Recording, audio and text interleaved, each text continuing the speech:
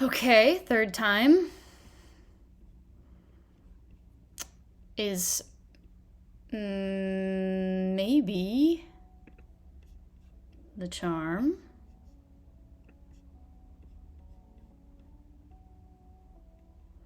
I'm seeing no skipped frames right now. I changed my FPS and I don't have any big red letters on my screen, so that really seems like a possible win here.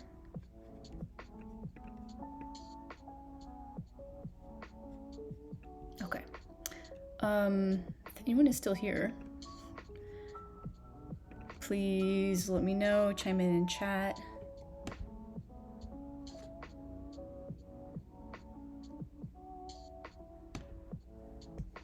Or text me directly. Let me know how it looks.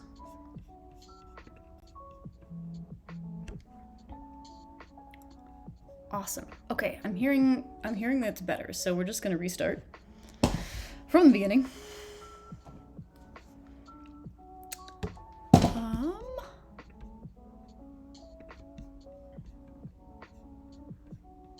What have I got here?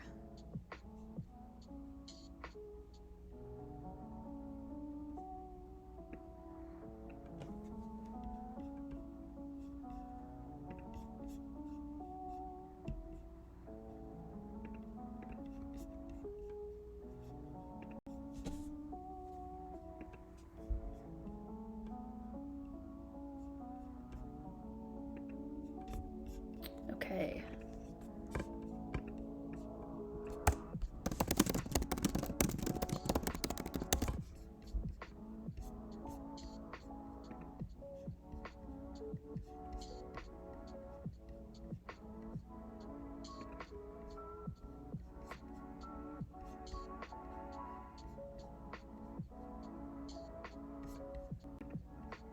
We're almost there.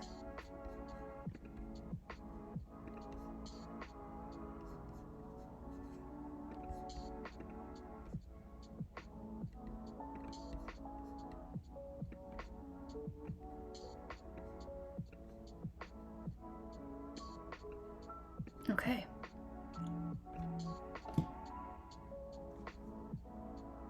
Hell yeah. Oh, hey! Athena Gray, good to see you again. I'm glad you're, well, maybe I'm sorry you're still awake. I hope you're enjoying still being awake. Thank you for popping on. I am now actually getting started, roughly an hour, half an hour late, but, you know, what else is new? I'm gonna give my little jam again, which is that tonight's stream is sort of a test run for me. Tomorrow night I'm going to be doing a live demo of watercolor portrait painting for the Watercolor Society of Oregon. They're doing a new live demos, like a regular feature, and I'm the first one, so again, we'll be testing out all the bugs in one go. And I like to get like a practice session in beforehand. I haven't been streaming, I haven't been doing a lot of like online teaching lately, so I am really grateful for anyone who shows up to my Twitch stream to help me brush off the old speaking and painting skills at the same time. The basic idea here is that I want to demonstrate a little bit of a foundational technique that I use, creating and controlling gradients, gradient shapes, layering those. I use those to build out a portrait. And then I'm going to actually do the first like 1 or 2 layers on this portrait. I'm not going to finish this portrait tonight because the idea is that I'm going to start it tonight and then I'm going to get to finish it for my stream tomorrow. So we're going to end in sort of the awkward adolescent phase of this portrait tonight. But if you want, you're welcome to come to the more formal public stream tomorrow night. I've been trying to drop a link in chat, and I think I can't Oh, there you go. Okay. This is a link to the registration. It's totally free. You do have to register for it to get the Zoom link, or you can get your friend to register and then have them send you the Zoom link. It is tomorrow night from 7 to 8:30 p.m. I have like 200 people registered, so I'm trying not to get too sweaty about that. Let's get rolling. Do let me know if there's any other technical issues. I have the sound turned down pretty low. I can turn it up or down, whatever we want.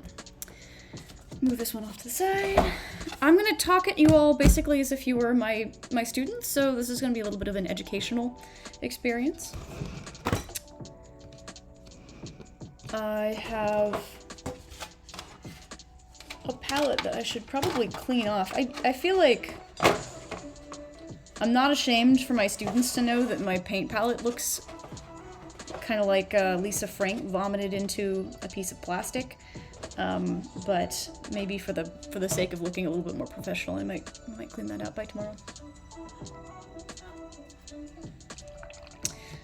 Okay.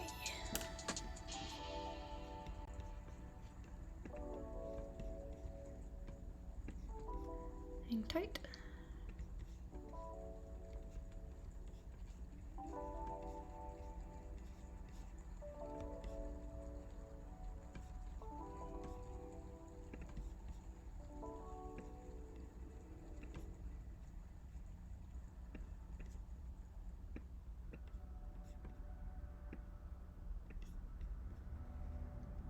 Right on.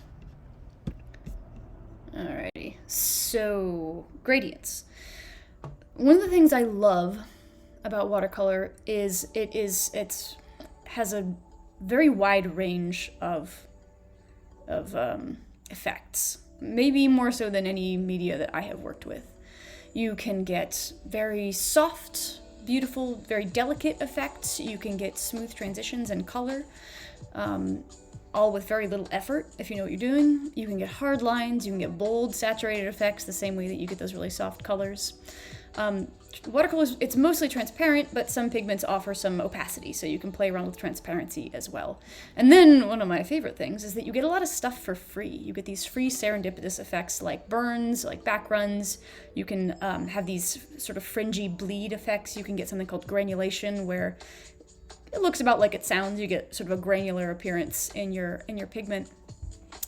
And these things are more or less emergent out of the combination of water and pigment, the way that pigment behaves in the water, the way that it diffuses, the way that it sinks into the paper or spreads it through capillary action. All of these things are going to create a different kind of effect. And as long as you're paying attention to how much water you have on your paper, how much water you have on your brush, how much pigment you're using, you can kind of control which effects you get. So, gradients can be a little bit tricky because there's a very narrow window in which, a very narrow window of conditions in which they work properly. A lot of people end up using watercolor kind of like a marker, which I think is fine, like a marker or a crayon or something, where you have you got a thing, right? And then you have color on the end of your thing, let's say like this. And if you put your brush on the paper, you get color wherever the brush is. That is one way to use watercolor. I tend to find that looks a little bit patchy. I don't love to use it except in pretty small areas. I really like to make these soft gradient shapes. I like to have a nice smooth transition from one color or value to another one. So how do we do that? We take advantage of the natural diffusion properties of pigment in water. I'm going to start off with just a little bit of very dilute paint. And I can do this with just pure water. I'm going to make kind of a teardrop shape here. But the thing is, I want you to be able to see it. And turns out it's really hard to see plain water on a piece of paper if there's no pigment in it. So, you can see that, right? Let's look at the Goldilocks zone for moisture level. Right here. Let me bring this up. if I add a little bit more here.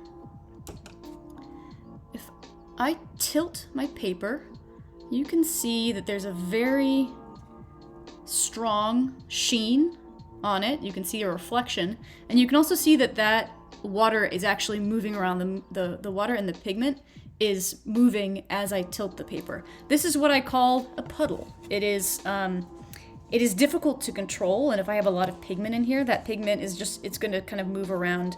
That can be great if that's what I want, but what I'm going for right now is a really, really controlled effect. So if I take that puddle and I'm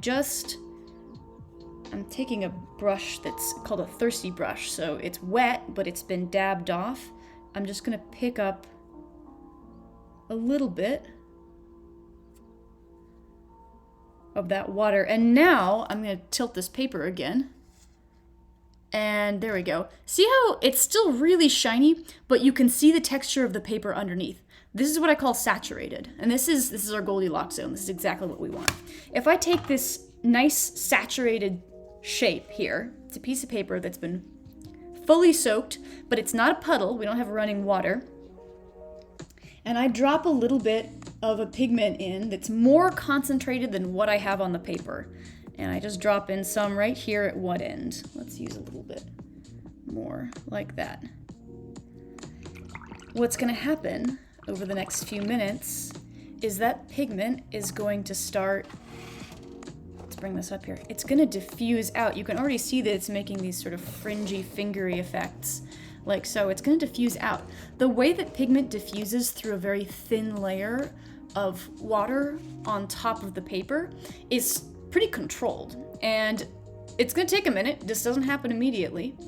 But as I let this sit, this pigment is going to start to diffuse out, and then we're going to end up with what should be a fairly smooth gradient, which is to say a transition between this light area and the dark area. While we're waiting for that, let's make another one and see how slightly different conditions might work. Now, I'm going to make another gradient with a nice saturated zone here.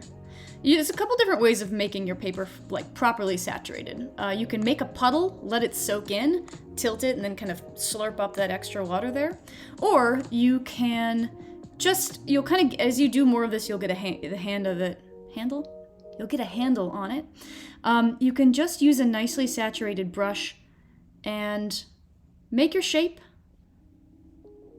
Then gently just kind of dab in a little bit. While it's wet like this, you can work on the paper. You can use your brush, you can drag it around. It's going to move the pigment around, but it's not going to leave streaky effects as long as we have a nice wet saturation level on the paper. So if you're following along, or you want to do this later, try it yourself, and just pay careful attention to hitting these three main key parts, these three key parts. One is this total saturation level, where you can see the shine, but you don't see any moving pigment. You don't see any moving water. Nothing's running around. And what we'll see with this other one is what happens if it's too dry. I'm going to start off with a saturated area, and we're going to ignore it for a little while.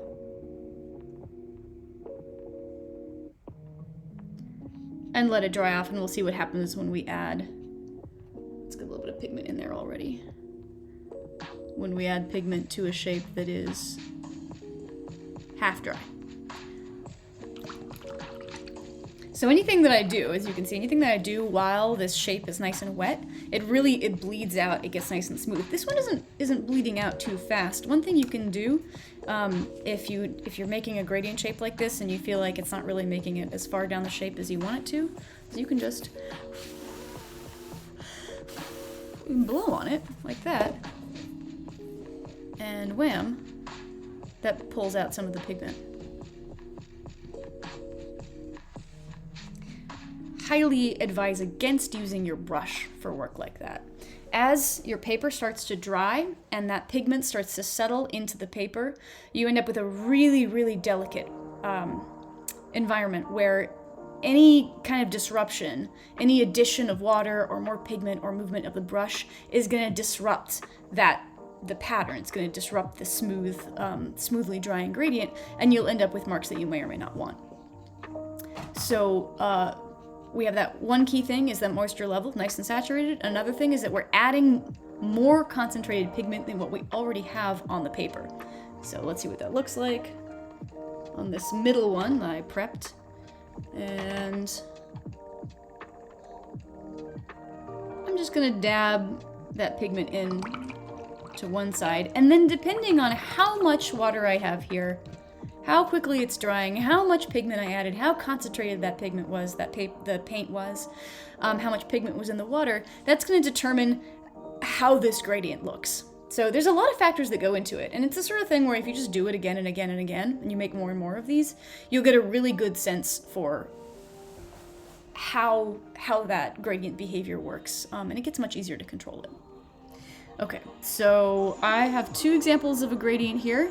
I'm going to show you what a bicolor gradient looks like, because why not? So I'm going to drop in a little bit of red on this end. We'll see how that diffuses out. And then we're waiting for this one to dry, so I can hopefully recreate a burn. Every time I do this demonstration, I'll have my little teardrops lined up, and I'll have one that is one or two that's a smooth gradient, and then I'll have another one that I'm intending to demonstrate what happens when your working area is too dry, and then I start talking about something, and before I know it, it's totally dry and I've missed the window. So that's probably going to happen tonight. Hope you enjoy. I'm going to make a couple more little examples of this. If you do end up wanting to pick up this technique, and I hope you do after you see how it's applied, then really my best recommendation for this is do a bunch of it. Make a whole bunch of little leaves or teardrops or slugs or whatever you want, and just get a sense of how wet does it need to be. When I drop my brush on there once and I create a shape, how quickly does it dry? Does part of it stay wet and part of it start to dry? You can also use things like a mister bottle, like so. And you can, not that, gently mist the shape and get some of the water back in there. But as you do it, you get a sense of what that Goldilocks zone feels like. And then as soon as you have a nice saturated level, you can play around with adding another color in. That's a blue. This is phthalocyan blue that I'm adding to quinacridone gold. And you can see they kind of make a greenish shade. I can mix in a bit of a nice dark neutral color like sepia, add that in here. And you see that as these dry, I kind of get interesting effects. I don't have to explicitly direct exactly where all this pigment goes.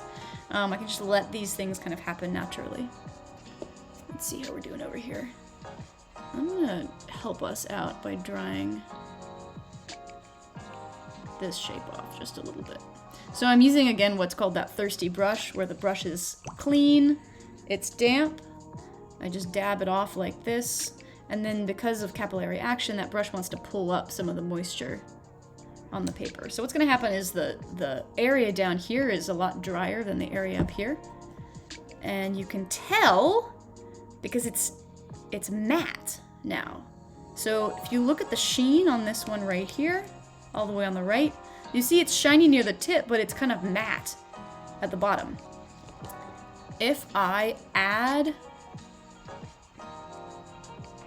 water or more pigment or really anything when it's matte like that, I will start to get some unpredictable effects. Or you could say it's predictable if you more or less know what's going to happen.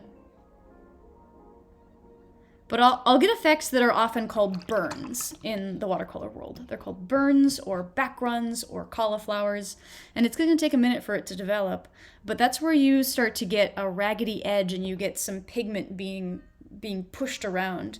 It can lead to a very cool looking effect overall, where you kind of get these blossoming shapes.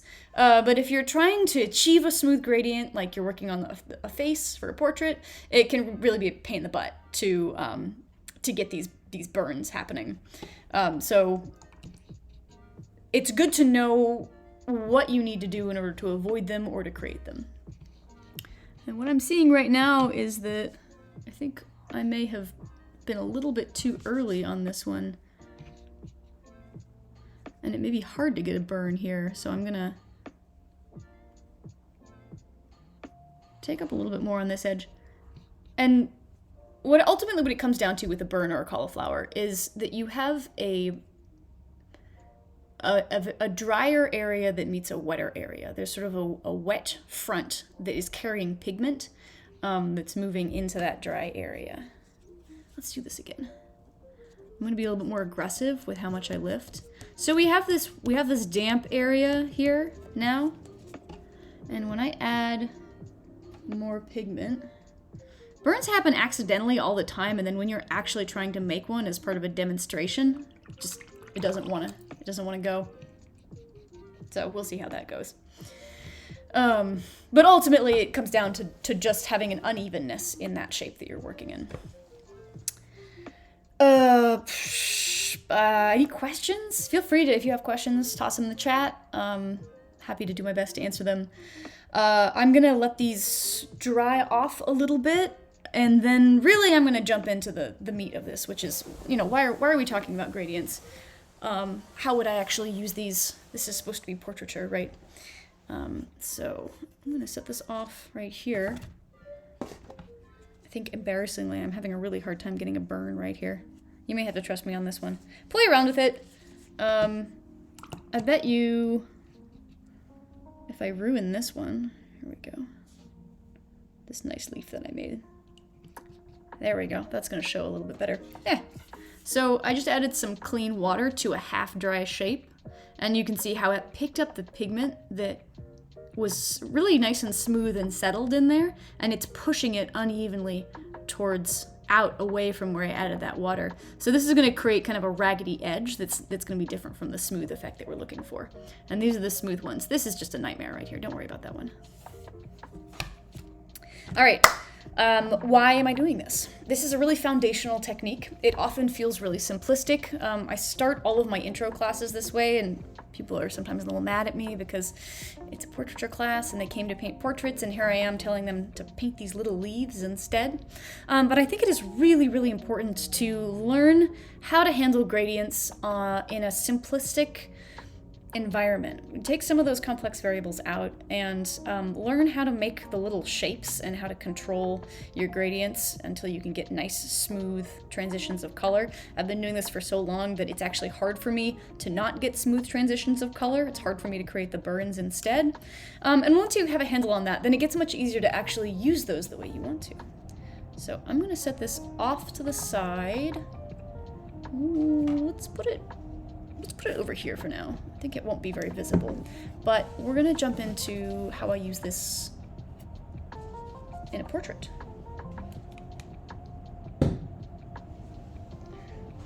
If you are just joining us, the backstory here is that I'm doing a live public demo tomorrow night, and I will need to be finishing a portrait. And in order to be finishing a portrait, in, an hour, maybe 45 minutes, I need to have already started the portrait. So I'm starting it tonight. Usually I like to start off with just like the face and head skin here, and kind of build out background from there. I think in this case, I'm gonna want to put a background in, but let's save that for later. So I will go ahead and start with skin.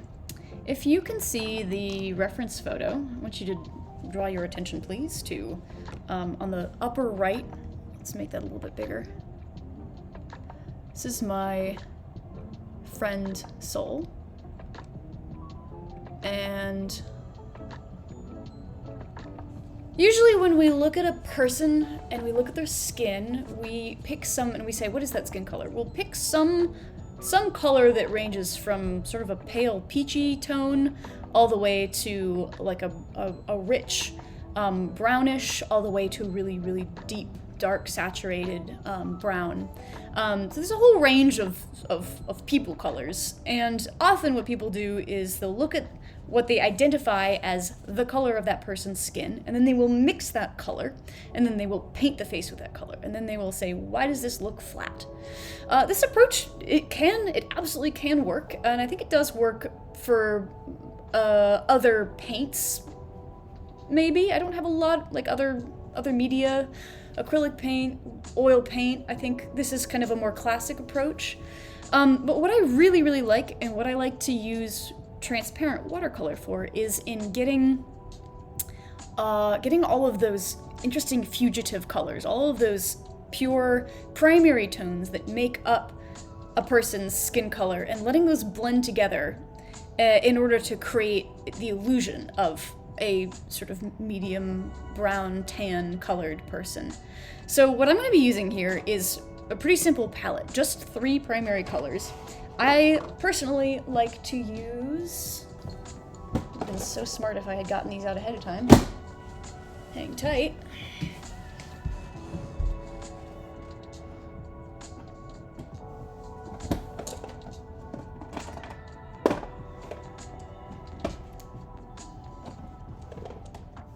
There we go. I like to use a CMYK palette.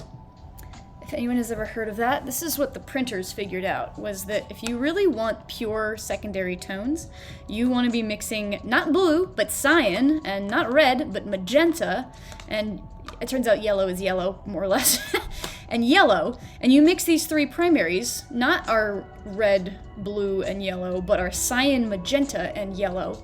That's when you get the really, really pure secondary tones, like our purples, our oranges, our greens. The K in CMYK is just dark. It just means key value. I often use Payne's Gray as my dark neutral value. This is a pretty simplistic palette. It is by no means the only way to paint in this style, but again, I like to simplify things so that you don't have tons of variables floating around all the time. So I'm going to start off with basically just those 3 color primaries, are my cyan, my magenta, and my yellow, and I'm going to try to build out the colors that I actually see in this reference photo. And when I take a look at the photo, I see some really nice red pinks, right around the tip of their nose, on one of the ears, around their lips. I see that underlying on their cheeks, on their chin. I see warm golden yellows around, particularly on their forehead, around the sides of the face. I see little hints of green and blue, particularly on the lower right side, where you have some more of that shadow. And I would say I see a little bit of purple in some areas as well. And so I'm going to I'm not going to use just my warm colors, even though Sol is pretty warm toned. I'm going to use a little bit of that phthalocyan in blue. Very first thing that we want to do, actually I meant to do this before the stream started, but instead I was doing lots of technical troubleshooting. The very first thing that I want to do is I want to mask off my whites. Every painter has a different method for preserving the white on their paper. Some people have self-control, which I have heard of, but have no personal experience with. And that just means that you simply don't put paint in the areas where you want the paper to stay white. I prefer to back up my best intentions with masking fluid. So this is a Frisket. It's just called Art Masking Fluid. It's a bunch of different brands. It's a bad smelling paintable rubber. And I'm going to paint this on to areas where I want I want to keep a white highlight. And then when I paint over it, that area is going to stay light. So I'm going to start off here at the nose. And then really the important part of it, of course, if you're not familiar with Frisket, is that it does come off. It comes off later once you're done, once you have painted, done big washes of paint, done nice big smooth gradients, you can then just peel it off like a little bit of rubber.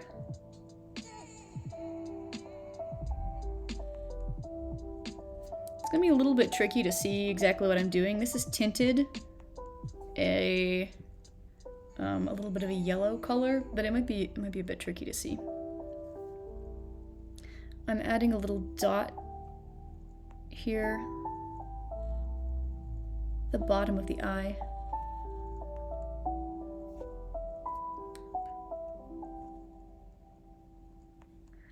Anywhere where I'm seeing that really, really crisp white. With watercolor, of course, you don't really get your whites back. The best white you can have is the white of the paper underneath. And while it is certainly possible to use an opaque paint and paint on top to recreate a highlight, and sometimes this works in really small areas, like the glitter in an eye. By and large, once you've lost the white of the paper, you really don't get it back. And so this method works, I like it, works really well for me. For keeping those whites nice and clean while I paint over them.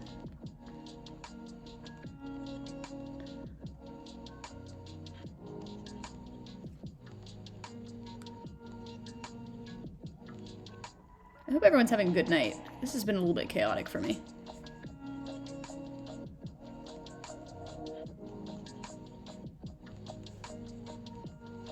I'm picking a pretty arbitrary shape here on the forehead.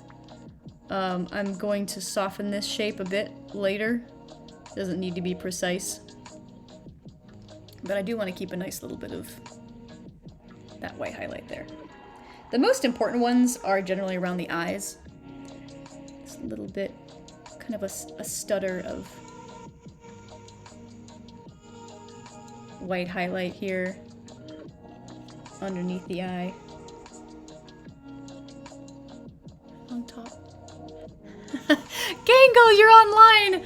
Oh, it's good to see you. What time is it where you are?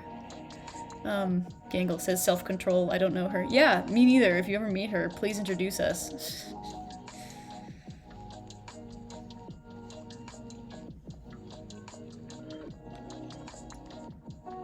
Okay, I'm putting a little bit here down top lip. Usually I like to think I'm not usually quite so yappy with my streams. I spend a little bit more time painting, and we'll maybe get to that later today, but I am appreciating the opportunity to kind of debug some of what I'm hopefully going to say coherently tomorrow, which I think I need to work on a little bit. Well, thank you for providing this opportunity for me. Gangle says it is 5:30 a.m. They say I actually slept like a normal human, but of course woke up early. Every time I fall asleep at a reasonable time, guaranteed I'm gonna wake up at ass o'clock for no reason whatsoever.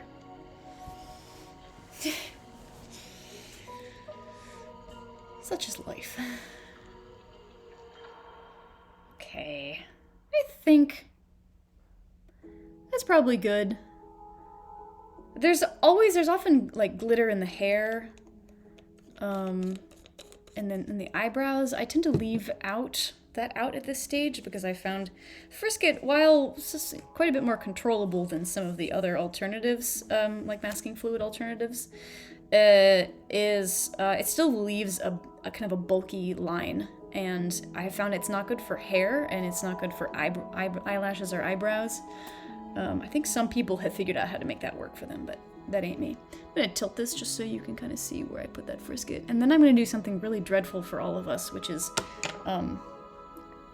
plug in a hairdryer and dry this off. Because I want it to dry fast. So you may wanna just put your finger on the volume button. And if you don't mind sending a prayer up for me, because I'm about to plug this into an outlet that has a lot of other stuff in it, I'd appreciate that.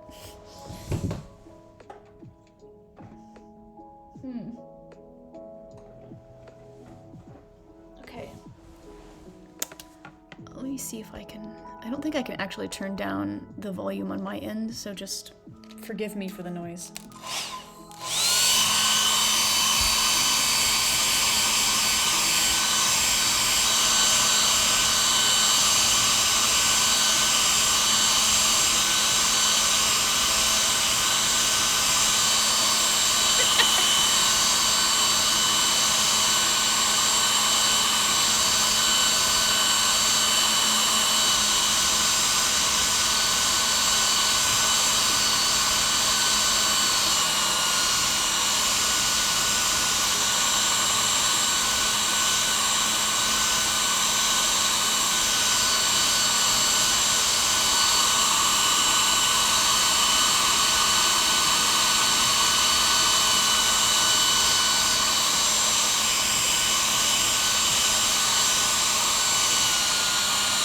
That'll do it.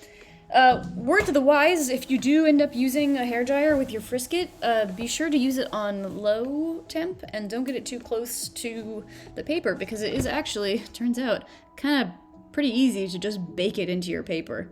So any of these little areas, you can see they're kind of translucent and yellow now, I could just peel off. I'm not going to do that because then I'd have to put them back on. And I want us to get started with the actual painting part of this, which really we've both been waiting for over an hour for. So, I'm going to pick out, I like to start with the lightest, usually I'll start with my yellows, and I'm going to treat all of Soul's skin here as a big gradient shape. The ears, the eyes, the nose, the neck, not the shirt, not the coneflowers over here, but I'm just going to treat this all as one big gradient shape. And I'm going to start off with yellow, and then I'm going to dab in a little bit of red and a little bit of blue until I kind of build up what I see as the base layer for this portrait. So that means not the shadows, not the colors going on in the shadows, but sort of that lightest, the second lightest. The lightest is the whites, we just mask those off, but that second lightest range of colors. Let's get going. I'm going to use a quinacridone gold here. I like this one for... often for sort of brightly sunlit scenes. I'm gonna start off pretty diluted, and I'm going over everything to make that actually more diluted. Here we go. The whole thing. The face, the neck, the eyes. People panic at this stage.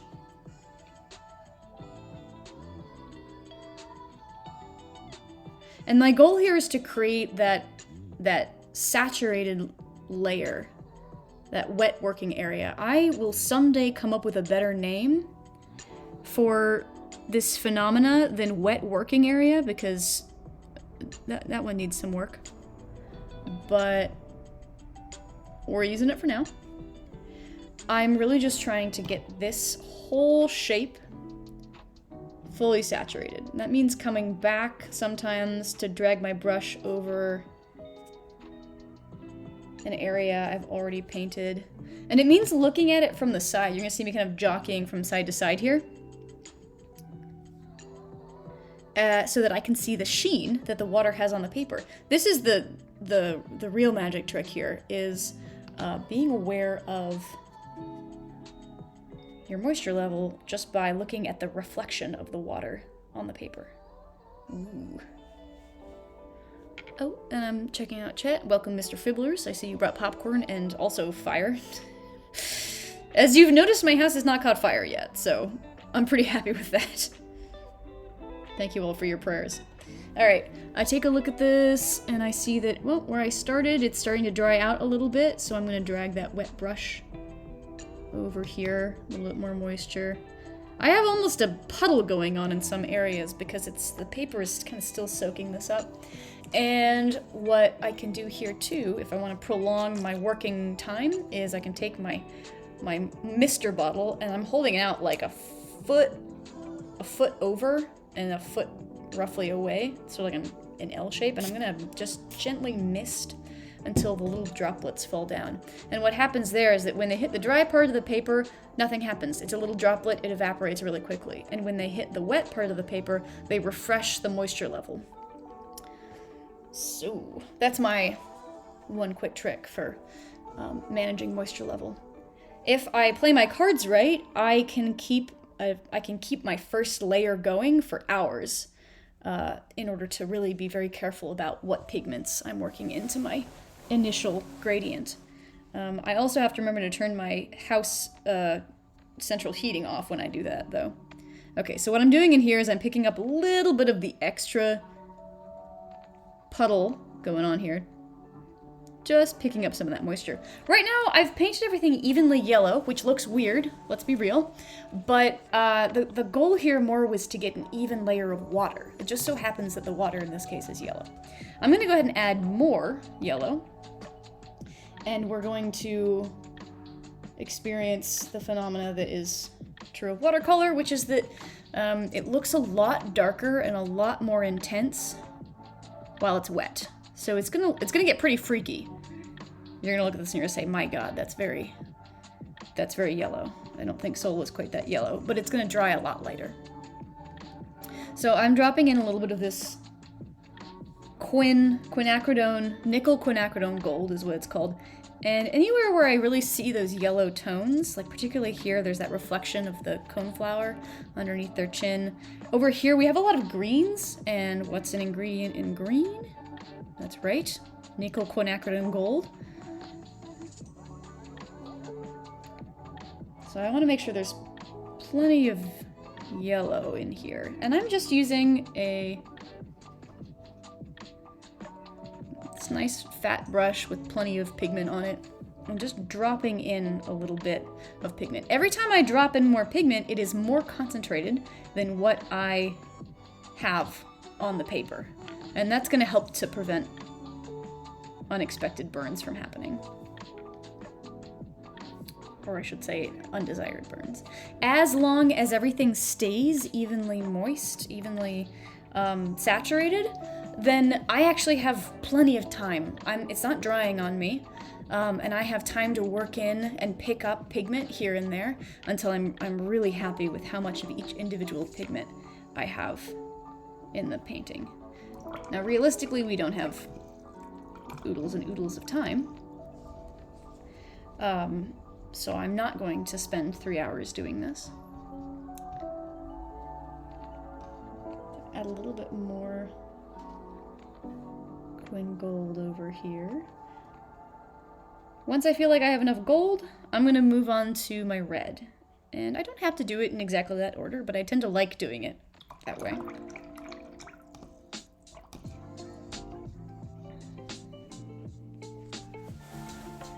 I'm keeping a really careful eye on the moisture level. So as I tilt this, you can see that sheen is still there. Probably makes it kind of hard to see. Let me see if I can angle that out of the way. There you go.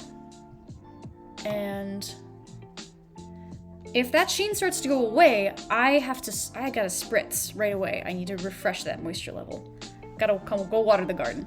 All right, we're picking up my red shade, and this is the quinacridone red, which I said it's magenta. It is kind of a magenta color. Often it looks kind of pink. When I started using this color, I thought there's no way this is good for flesh tones. It's so pink. I want a red. I want a nice, big, angry red, but it turned out that quinacridone red was really mixed really nicely with my other pigments. So I'm gonna drop this in, and it's gonna look like the gradients that I was showing you earlier. It's gonna look kind of like blotchy, but because everything is nice and wet, it is going to spread out. I'll help it out a little bit in some of these areas. I can kind of drag my brush through it and help it mix a bit. But for the most part, what I really want to have happen is what's called optical mixing. And that is where these little, I think what's happening is little disparate pockets of color. When you mix your paint, if I wanted to mix an orange, I could take my red and I could take my yellow and I could mix them together and I could make an orange. And it would be very even orange.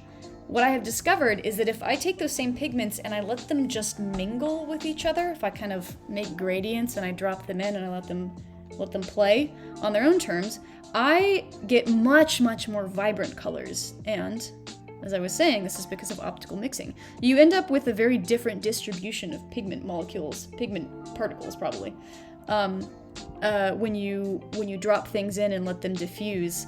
And they tend to be a little bit more disparate. There's a little bit more space in between those different populations. You'll have, on a microscopic level, kind of discrete populations of yellow and red. And when you zoom out and you look at it with your human eyeballs, it's really hard.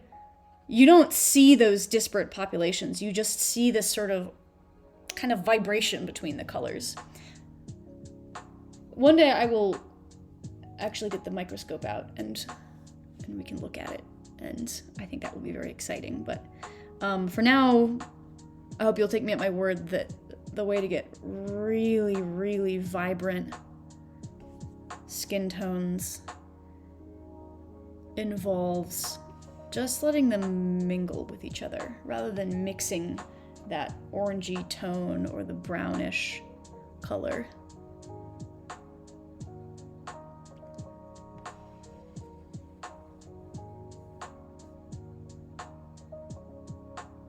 Don't worry about the eyes getting covered with pigment right now.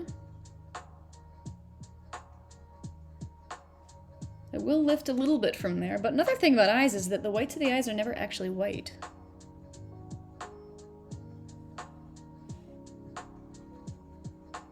They aren't necessarily pothead red, but as I said, all of these colors are gonna really significantly fade as this dries. I'm going to take a moment. I'm going to mist gently. Make sure that I'm not ending up with any dry areas before I'm ready. And you can see, maybe not on this level of resolution, but you should be able to see how,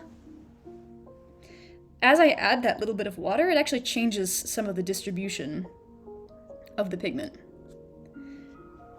So know that when you want to control watercolor pigment, it's really, I think it's very gauche to use your brush to try and control the pigment. If you can convince the watercolor to follow the rules of diffusion and the flow of water, you're going to end up with much, much fresher effects.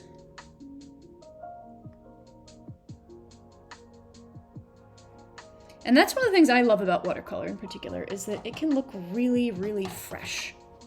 It can look almost accidental, like, oops, I tripped and this painting happened. If you're actually painting it, you know that's not really how it feels. But it's a nice illusion.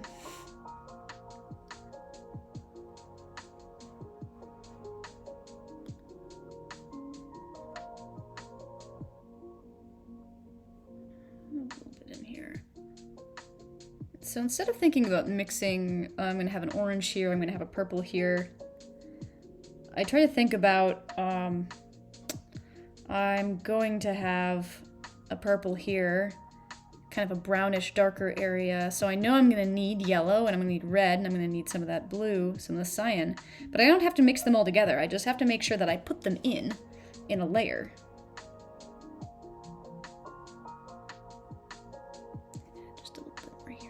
And then as I go in, as I continue to add, those secondary tones will mix themselves for me.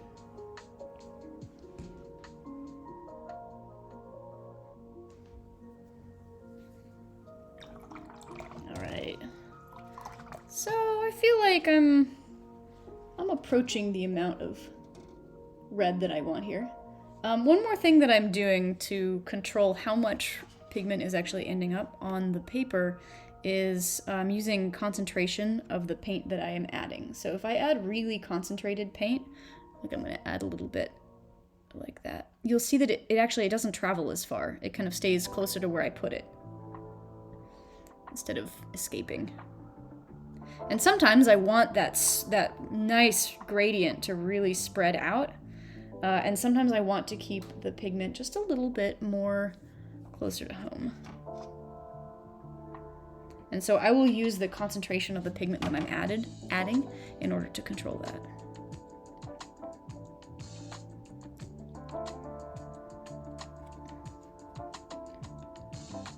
For simplicity, and particularly when I'm demonstrating, I like to do this in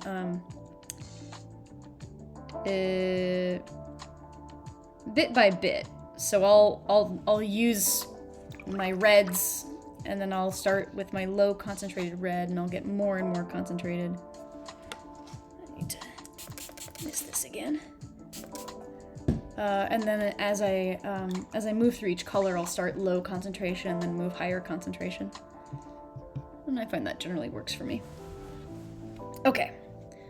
But what about the mouth, you say? That's where all the red is. That's true. I'm gonna do a little bit of the pinkish undertones, but working at this stage, it takes a little bit of self-control. You can't paint everything that you want to paint. Mostly because everything that you paint at this stage is gonna fuzz out. It's gonna fade and become very soft. So if I painted like really precise lips on my subject, that paint is gonna head out on its own adventure, and I will have little to no control over where it goes. So that means that it makes more sense for me to paint that in a later layer, which we may or may not get to tonight. Okay, add a little bit more red up here. What I'm seeing here is just gradients forming. I'm ending up with no hard edges except where I have those white masked areas. Everything is very, very soft, and I'm getting a lot of rich color. Time to add in my blue. Gonna mist just a little bit.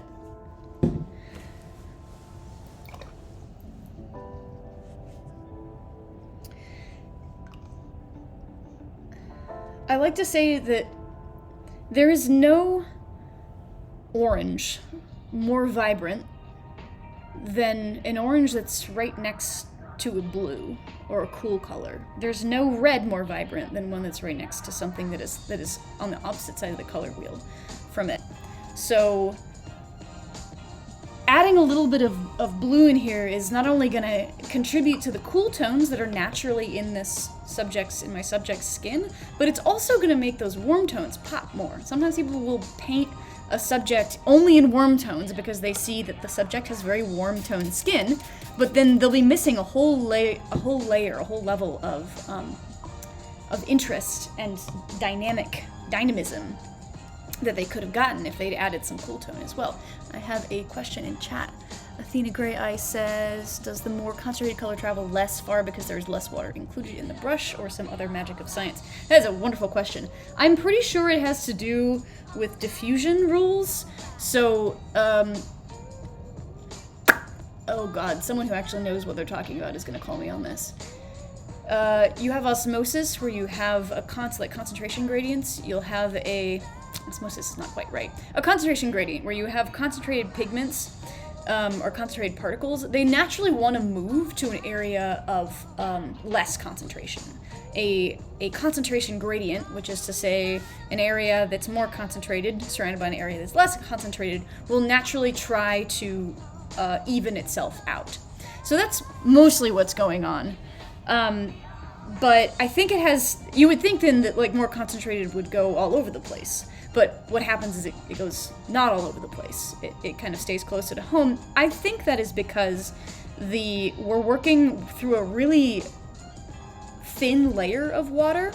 So rather than moving through like a cup of water or a whole millimeter of water on top of the paper, where you have free fluid dynamics, instead we're sort of halfway between normal fluid dynamics and what happens, I guess maybe something closer to capillary action, which is what happens when you have this really thin skin of water on paper. Hope that helps. It's kind of a combination of both. Yes, there's less water, and so therefore the pigment just doesn't have room to move around as much, and also there's some other magic, which probably has something to do with diffusion. Okay, I'm going to move back to my blue.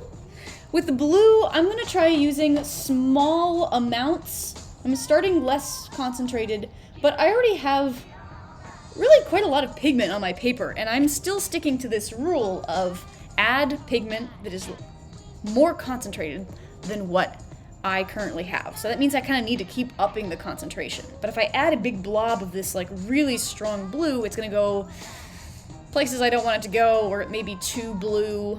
So what I have found is I tend to use the right concentration, but I just have less paint on it, and that means I have more control about where it goes. So if I drop this in, like so, and you can see I'm kind of brushing it in here. And I want a little bit more liquid. Right along here. There's a really particular mix. A really particular, so this is what happens when I try to talk and paint at the same time. Balance, I should say, of pigment and water, and as I increase not only the concentration of the pigment, but also how much pigment is actually on my brush at any given time, it really changes the behavior of the pigment as it hits the paper. So that's like a fun thing to think about. I'm gonna be a little bit creative with where I add this blue. This is an expressive portrait.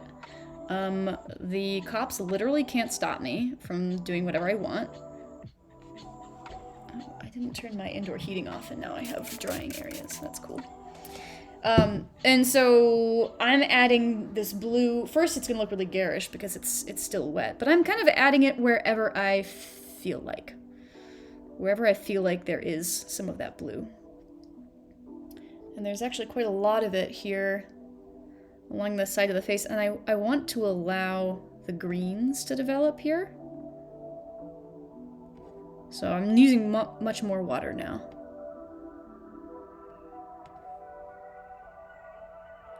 I'm not getting too close to the edges. I can't really create hard edges right now.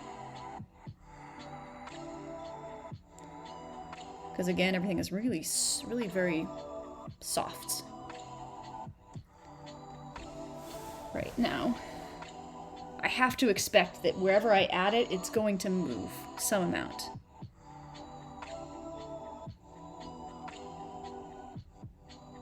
Since I added both orange and red here to this zone, I'm going to get more purpley brownish colors. We're starting to get now some of our tertiary colors.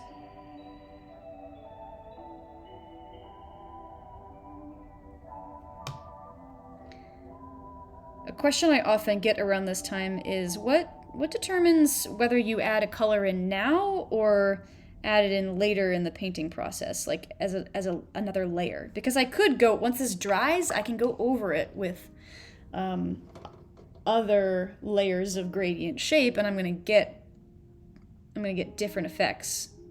I'll be able to add those colors in, but the thing is, they're gonna look different than if I let them optically mingle with the colors that I currently have. So glazing is just different than this gradient technique that I'm using right here. And again, glazing is a process of excuse me, painting a layer, letting it dry, and then painting another layer on top of that. What is it called, glazing? I don't really know.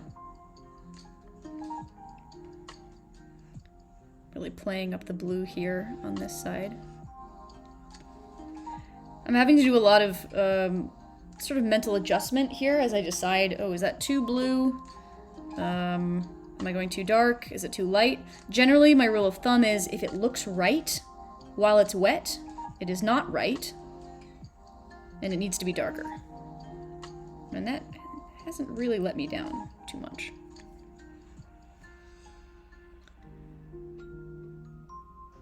Okay. I'm gonna come in with really very diluted. I want to get a little bit of my greens in here. And I might actually get that burn I was looking for. because my forehead area is drying off pretty quick here.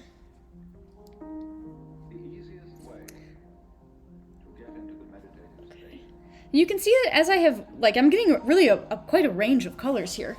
And the areas where I have mixed things in a little bit, where I've sort of let my brush do some amount of mechanical work, you'll see that I'm getting more of those tertiary colors. And the colors are a lot duller, too. I'm sort of getting this kind of purpley shade in here, which isn't wrong. But the more mechanical movement I do with the brush, the more muddier the colors are going to get and the less pure. So I'm often taking a moment to just wash my brush off, refresh it. I think I'm going to wash this completely and add a little bit more red down here. Like so.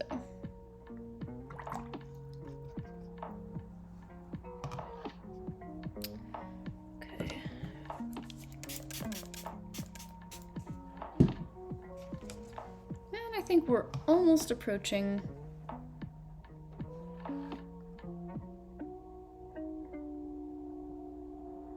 the last of this first layer.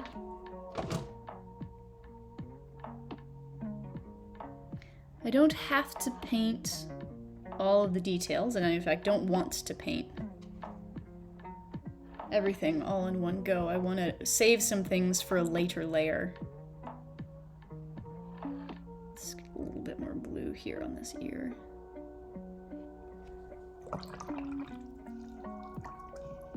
Hey, Mocap, welcome. Long time no see. And a little bit more red. Like I said, I like to go sort of yellow, red, blue here, or let's say yellow, magenta, cyan. But I'll break those rules as I go.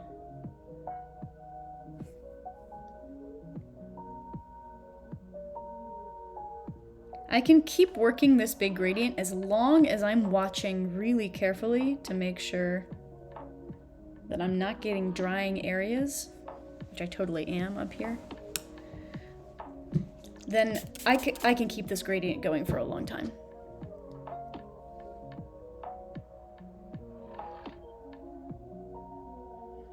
One thing I like to do is also just take kind of an overall check for balance. If I see that there's a lot of blue in here and I feel like I'm not getting as much red representation. Now I'm not even looking at the reference photo. I'm just deciding what's going to make for a better portrait. What's going to look better. And so I think that adding in a little bit more of the red, the warm red down here, that might be good. And here on the chin. Like that. Yeah, all right, we got a lot of color on there. The last thing that I'm going to do, once I'm certain that I've got everything where I want it and I'm done adding colors, is I'm going to lift a bit. And I'm going to use a clean, thirsty brush.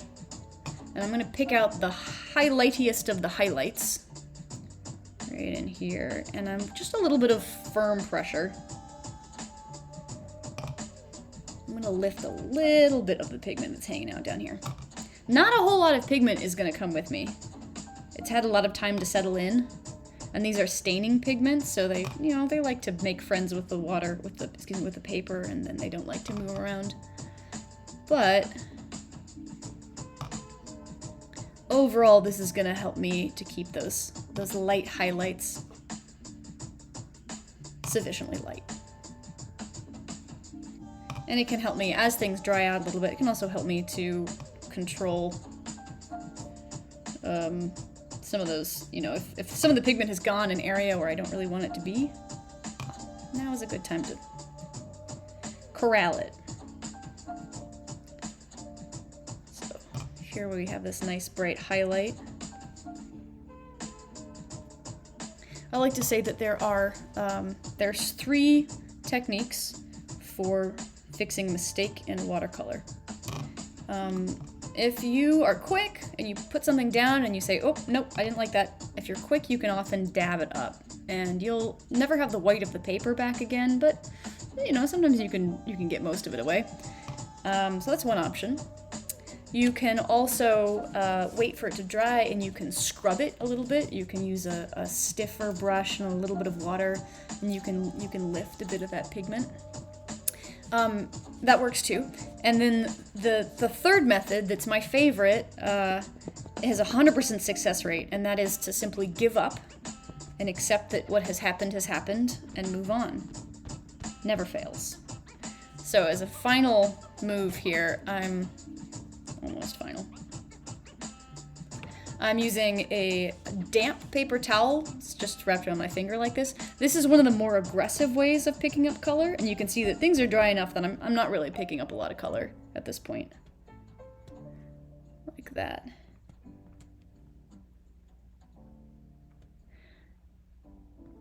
But this is a overall much more aggressive way of lifting a little bit of color.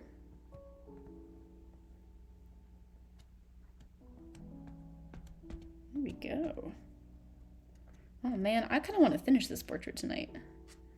Boo.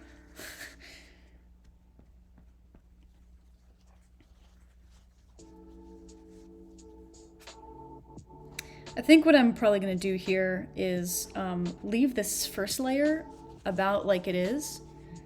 Ooh, yeah, let's take a little bit of that red off. I'm going to use a little bit of blue later on to counter the pink in the eyes, but for the most part, the eyes, the whites of the eyes aren't actually they're not really white.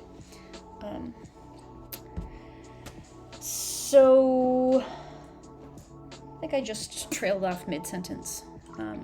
So that's going well. Moving on, I'm going to show you that lifting technique. So if I take this stiff angled brush, it's subtle, but frequently that's enough to give you back a highlight. Like that. Yeah. That's pretty close to what I want. After I do that lifting, after I do my final dabbing, I generally do not add any more paint at that point because I'm very likely to create a burn. I am, right now, going to break that rule by adding a little bit of concentrated blue down here. And I'm adding this into an area that's still pretty evenly wet. It's starting to get dry over here, but it's still kind of wet in the area that I'm adding it. And I'm not adding very much water. It's a pretty concentrated paint, and there's not much of it on my brush. That is the safest way to add in a little bit more pigment once you've already started to lift. The reason that once I've started lifting here is that now I have these dry areas that are right next to wet areas. And if I want to create burns, this is a great way to do it. I can totally do that. But in this case, I want to keep everything quite smooth on my subject. Let me adjust my light. Yeah, about like that. Okay. Whew. Time for me to drink some water.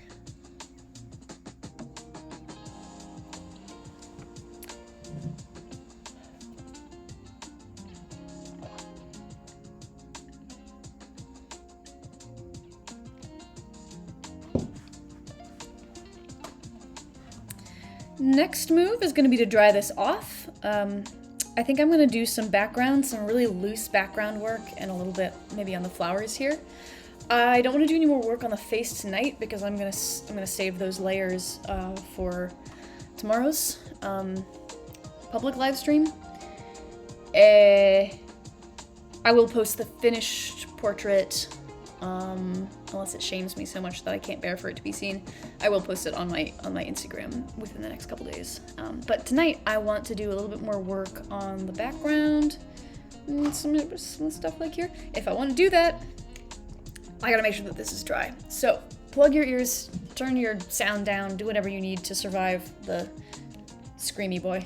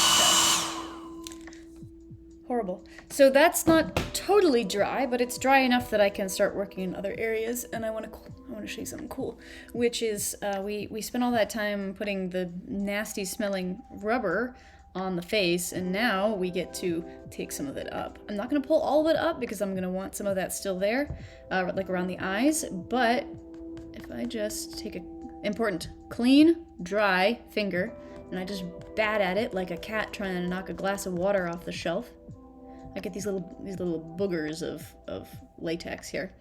And you can see that that has left a really nice, crisp white area. And now, of course, sometimes I don't want an area that's really quite that crisp. So usually what I do after I lift my frisket up is I'll do a little bit of manual lifting as well, and just to soften some of these edges. Because you don't always want to have a hard, crisp edge. I like my shapes to have a soft edge and a hard edge. Unless for some reason they are actually all soft or all hard. Like so. And that little bit of lifting, yeah, there we go, softens those shapes a bit. So let's do that up here as well. And I'm gonna get this big splotch of white, which I'm gonna want to soften a bit. I can even paint over these areas if I decide that, ooh, I really don't like how light that is. Most of the time, I wait until the end. I wait until I'm done to do anything drastic like that. And at this stage, I'll just do a little bit of softening the edge so it's not quite so obvious. The thing is that once you have painted over your whites, you just don't get them back.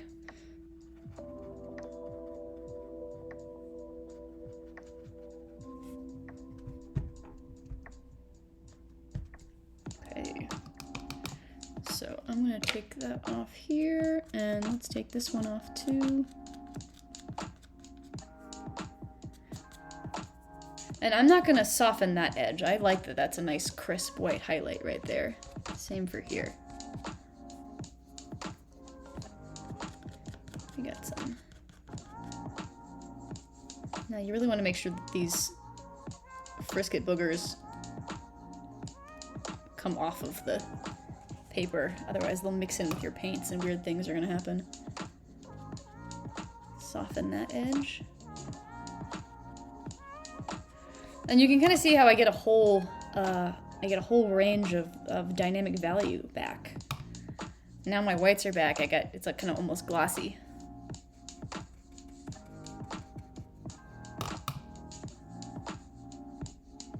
I'm gonna leave it on the lip for now, I think, and around the eyes, but not here.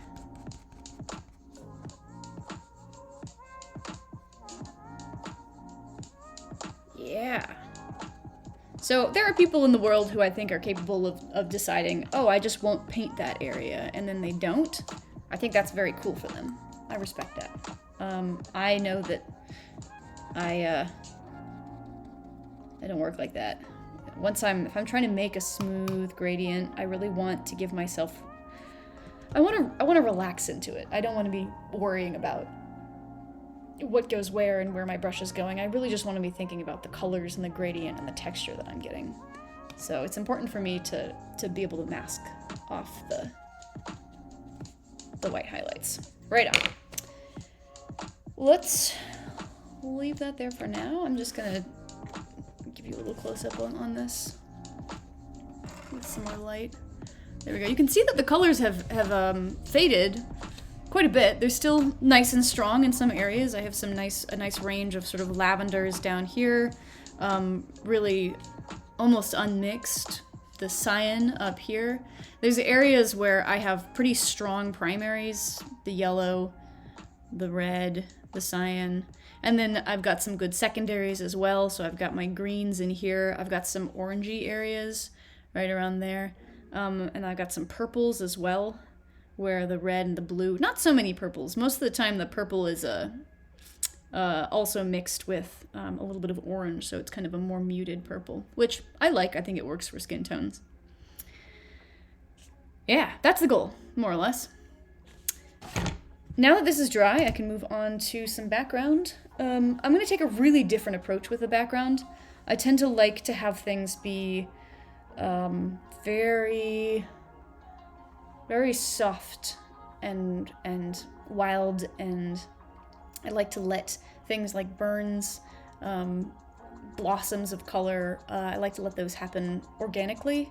So for me, the biggest challenge of working like that is that I have to stop myself from interfering and making things bad. It's really, sometimes we just get in our own way. It's me, I get in my own way. Just checking out chat. Thanks, Mocap. They say nice colors. And yes, I did take a long break from streaming. I have mostly been teaching in person. I started streaming kind of so that I could learn how to talk and paint at the same time.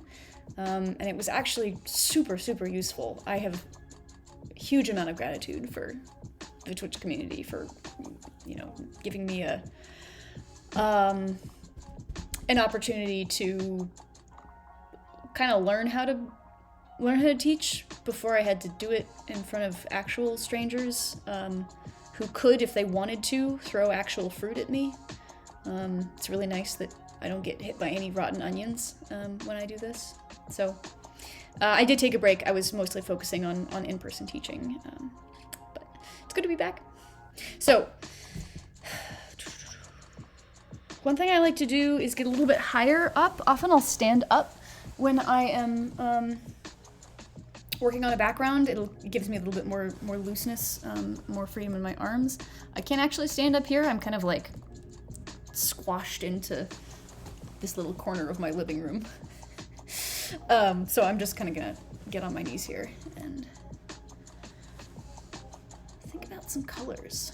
So in the photograph, the colors I'm working with are, it's a car. Soul's like squatted down next to these flowers in front of a car and let me take pictures of them, which was really very nice of them to do for me. So I don't really have to stick with that background, but I do like that it's blue and that there's purple.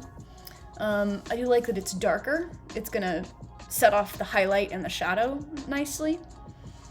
And I like that there's reflected colors from the rest of the scene.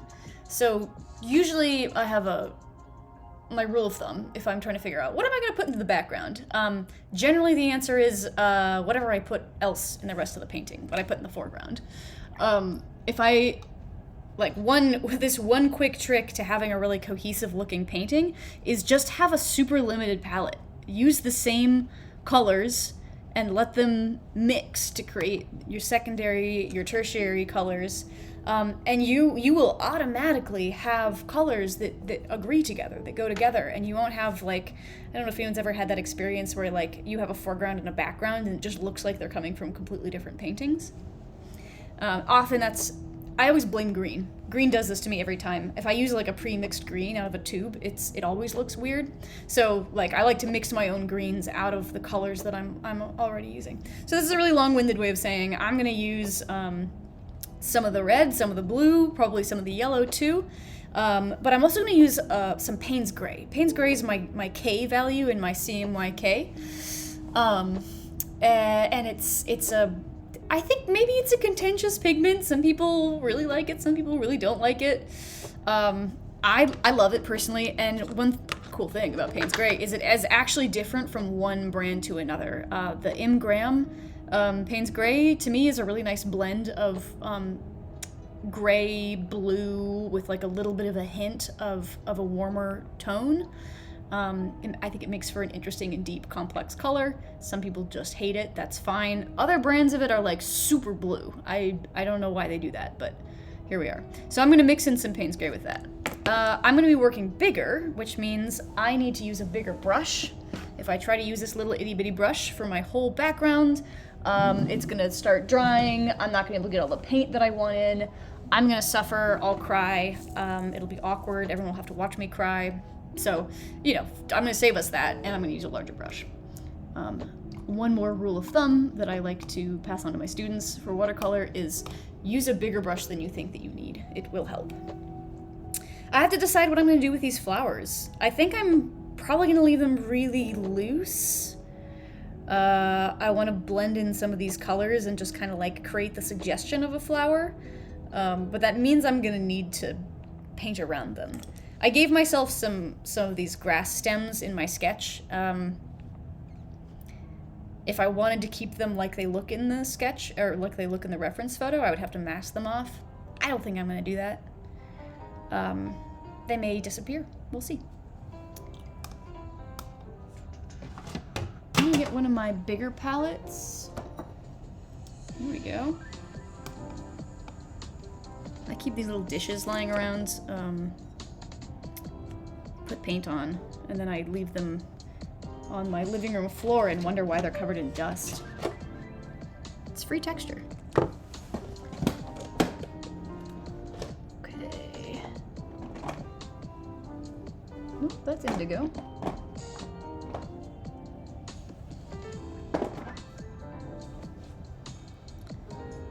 I'll put Payne's Gray on here. Another color that I do expect to use a little bit of later on is quinacridone rust, which is a gorgeous kind of an orangey color. I don't love to use it for the initial stages of a portrait because it's kind of, it's closer to this idea of like brown tan that we want to use.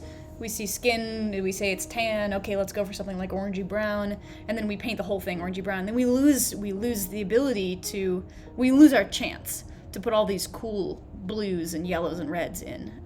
So I like to use quinacridone rust kind of later on in the process, but I really like how it mixes with Payne's Gray.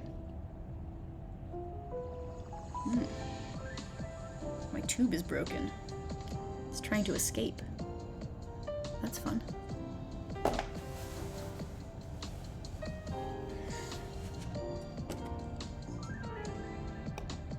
Okay. Let's just go ahead and mix up some dilute Payne's Gray. And I'm working on the same basic principle of my gradient, which is that I want to create a wet working area.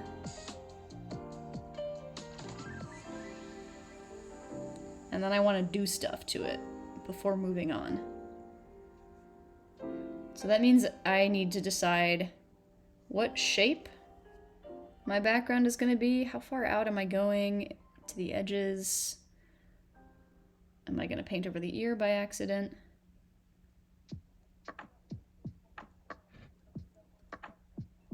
Am I going to leave some dry areas? Oh, cool. You can see I touched this with greasy fingers at one point, and now I have these little areas of resist. That's neat. And on the background, that's actually totally fine. I like a little bit of chaos in a background. I think it looks interesting, and it will offset more controlled techniques used elsewhere in the painting. I really need to use my left hand for this.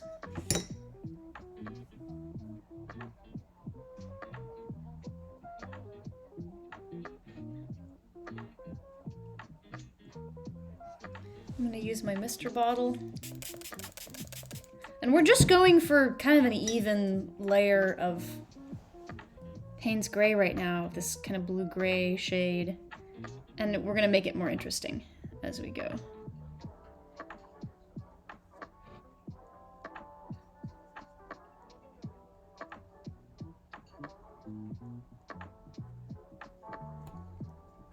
But that first step is to decide what shape I want this to be, and then get the water out there. I'm gonna make whatever textural effects that I think might look cool.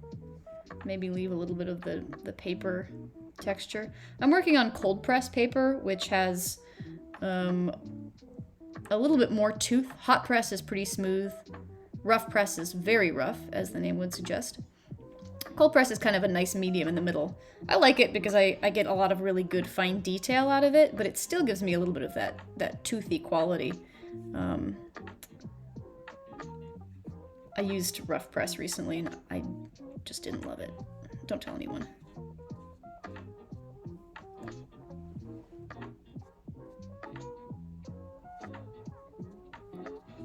Okay. Cool.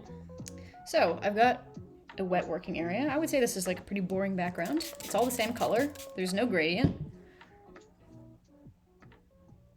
Let's add some. When I add gradient, I'm often thinking loosely about the lighting conditions. Like, what would be going on here? Actually, I'm gonna use a different brush. It's a little hard to tell. Sol is up against a car, so you're not really seeing much ambient light. But often there'll be a gradient of some kind, so we'll have really dark.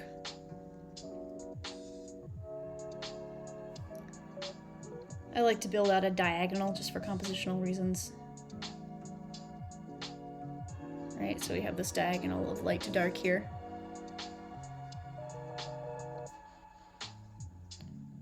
I'm actually just gonna squeeze out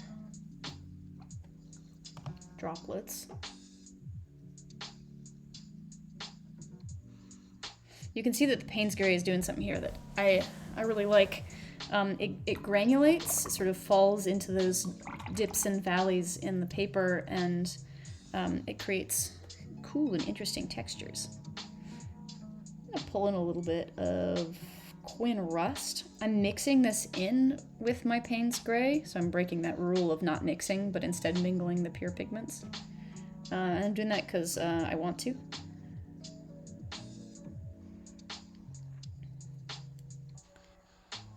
And this is gonna add, just squeezing it in here. It's gonna add a little bit of range to my Payne's Gray. That warmth can help to offset the beautiful, cool gray tones. Okay.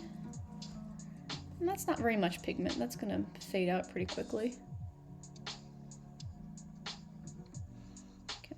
More concentrated like that.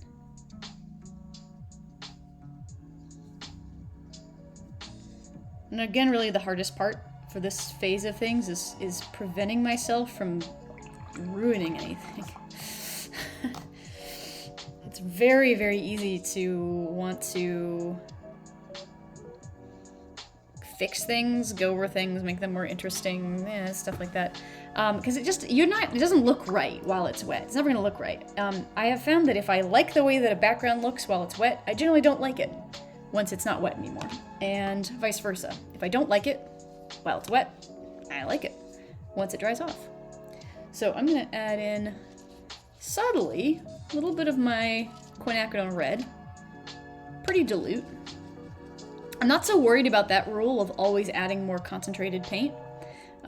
Simply because I'm not trying to achieve the same effects.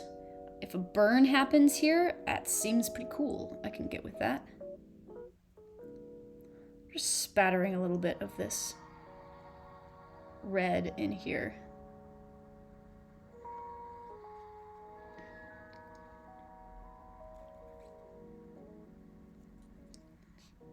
Up here, so I can just mix in. And it looks kind of like dots right now, but those dots are going to, they're going to fade out pretty quick. Let's do the same thing, a little bit of phthalo blue.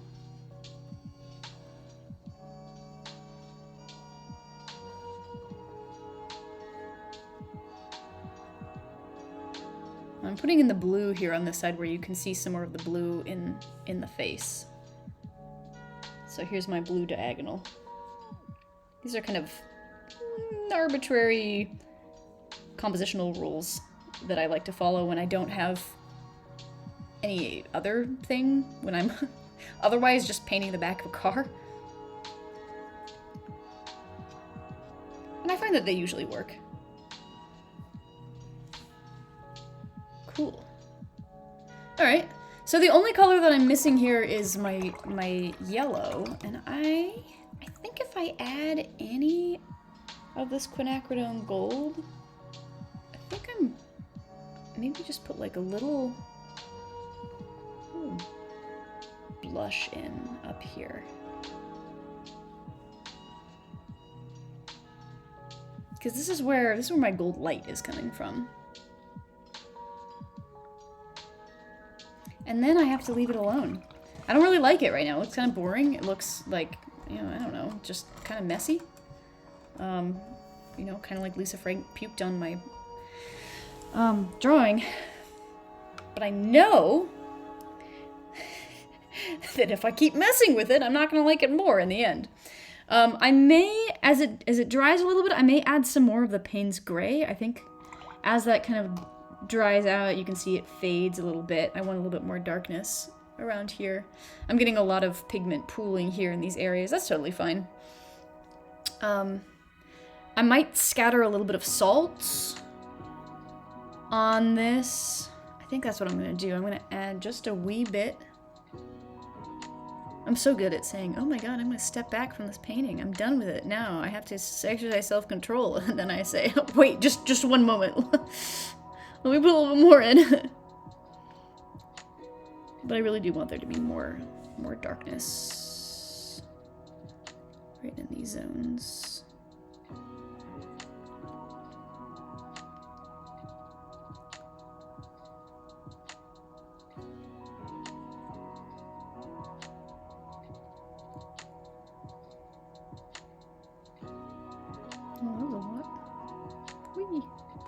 I can do stuff like a little spatter. This can be tricky. It's usually better to oops, mask off anything that you care about before you do that. Hey, it's just free texture, right? Soul has some freckles now. I can add a little bit of texture here. It takes some time and patience. It's a little bit like watching a photograph develop.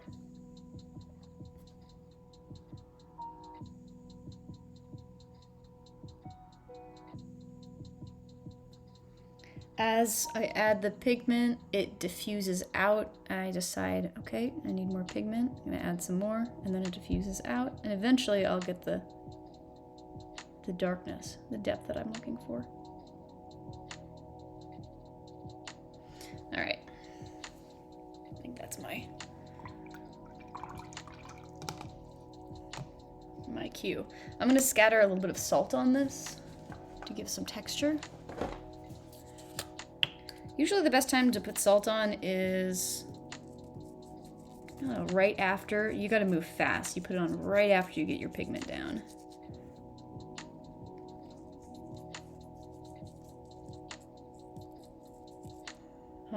Did we do that today? Nah, that's fine.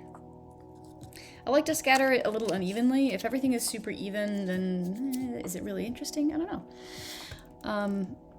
Having a little bit of concentration, again, concentration gradient, where there's more salt, bigger crystals in some area, it adds some interest. So I mostly have it here and here and a little bit in the corner. So we're gonna let that dry out. This is the part of the process that is literally watching paint dry. Let's check back in with my demo pieces.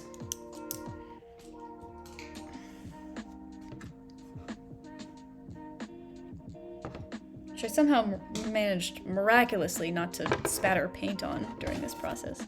I'm gonna move this over. Actually, first I'm gonna face my mistakes. Like I said, one of the methods of fixing a mistake with watercolor is you can scrub it a little bit and lift some of that pigment. But let me tell you, I'm about to exercise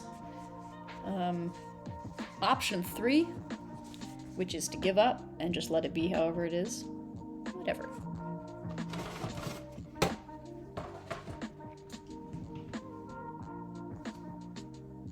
Let's shift this over to the side so I don't put my elbow in it. Okay, let's take a look at these. So these have changed a little bit since they dried. Despite my best efforts, I did not really get a burn with that. I think I wasn't being patient enough and I didn't let it properly dry out. So we got kind of an interesting gradient. We got some granulation here. This is a really smooth transition. We have our phthalocyanin blue from a little bit darker here to a little paler, and then we have that little blush of the quin red here at the bottom. And then this is the burn that actually worked. So you can see how you get this raggedy, uneven edge, like so. This is another example of a smooth gradient.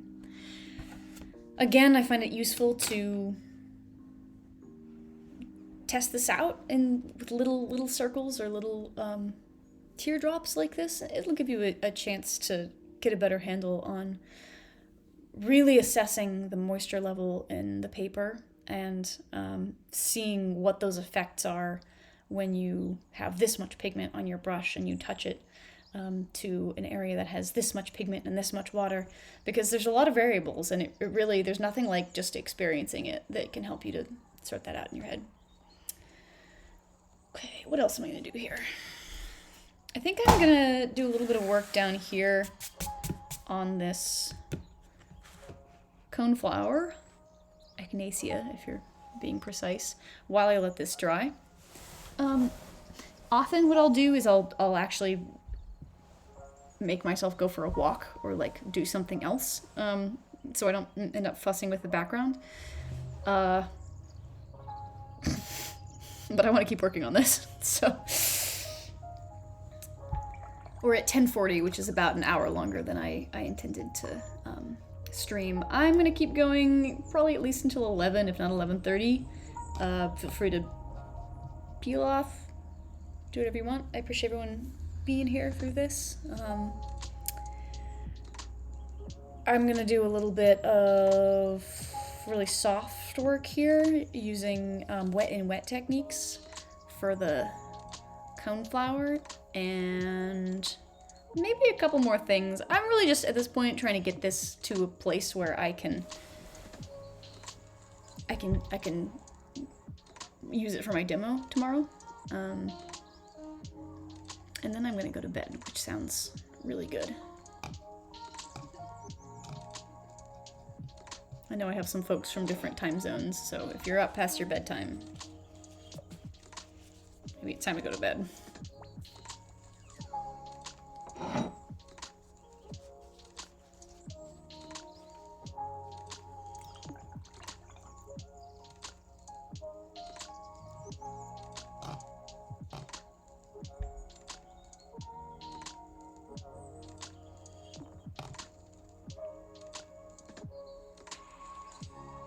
I'm going to start off by getting this whole area that I'm going to paint wet.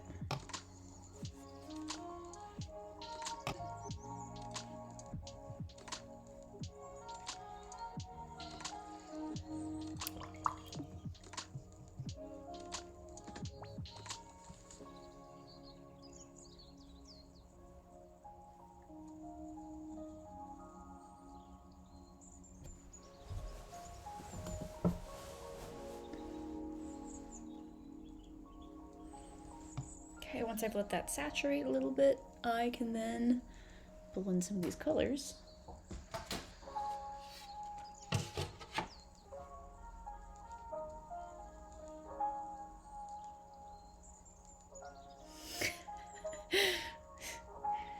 Oh no, Athena is still up in the Eastern time zone. I salute you.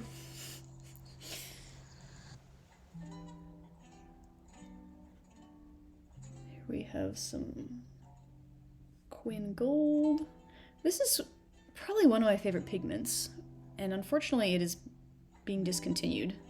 This pigment was used in automobile manufacturing, and it is not used for that purpose as often, and so there's really no manufacturing of the pigment. It wasn't really manufactured for artists in the first place. It was manufactured for business. capitalism.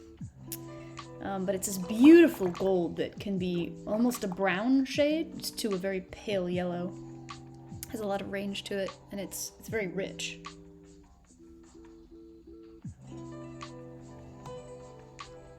So I'm starting off with some yellow there. I'm gonna drop in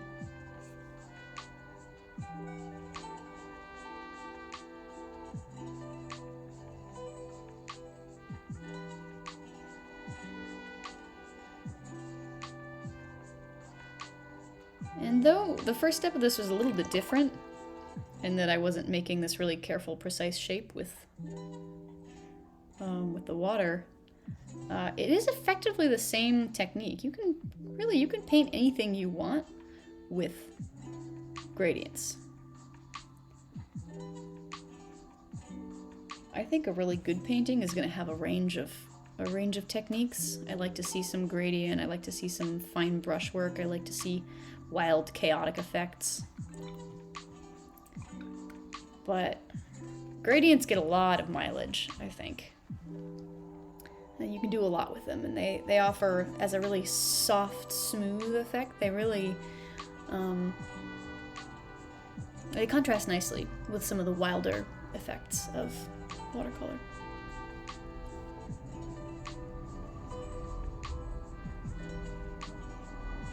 So I'm just letting this kind of just fuzz out here. I'm not too worried about what colors are going where.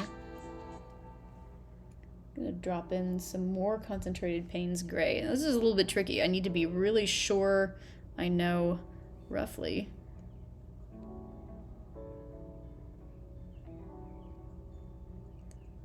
what's gonna happen here. And the answer to what's gonna happen is how wet is it? How much pigment am I using? What brush am I using?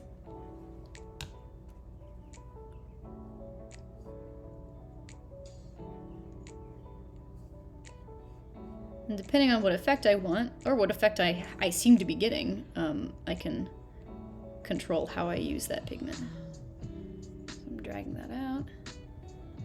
Add a little bit more. And I'll use more or less of it, depending on how far I want it to go. I'm not really trying to create super precise texture here.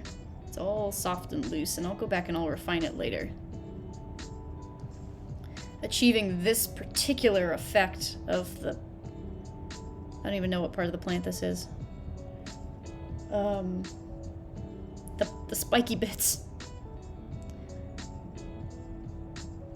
I either have to paint it really precisely and get everything in just the right spot, or I need to pick the right loose textural approach that I can get away with just kind of seeding some texture in there, and then that will look enough like what I'm painting, while looking also kind of accidental, that no one will hold me too responsible for what it actually looks like.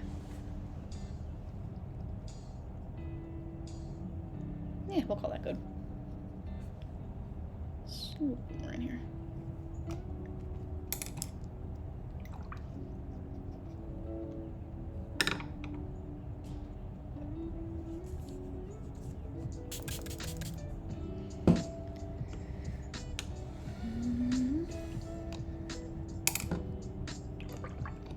As I move into things like the background and other features, away from that central feature of the face, I tend to like to I'll mix colors a little bit more. I'll be a little bit more relaxed about mixing stuff rather than like doing optical mingling, like I was saying. And that's mostly because I want the greatest amount of contrast and interest to be in the face. And whatever happens out in the rest of the painting, you know, whatever. It's not even my problem.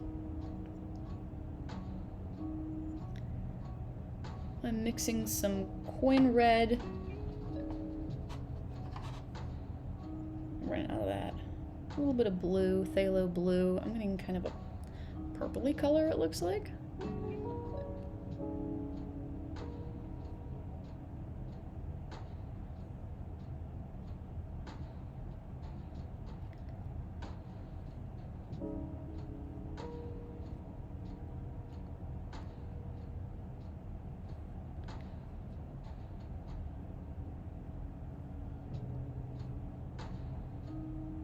kind of a pinkish purplish. And bring that up here so it can meld with what I got going on, and then I can mix a slightly more pure purple.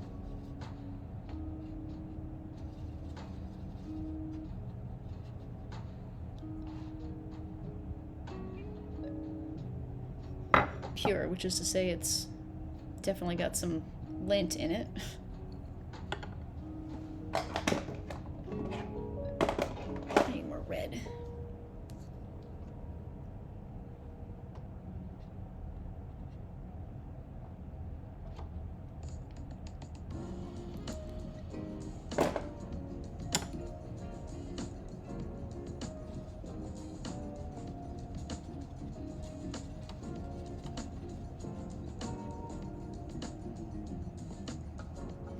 Mixing this up with a different brush that has a finer tip. This kind of can give me a bit more brush-like effects. It's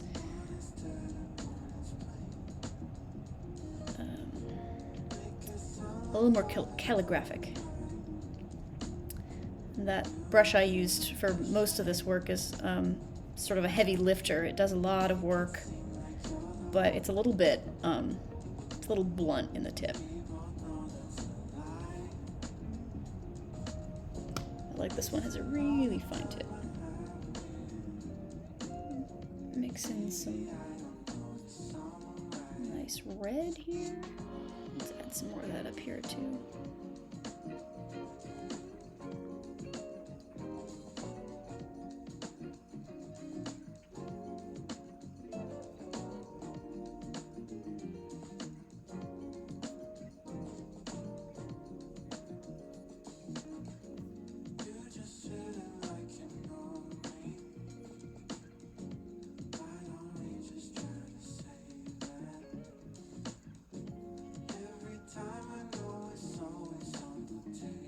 Not really going for like the effect of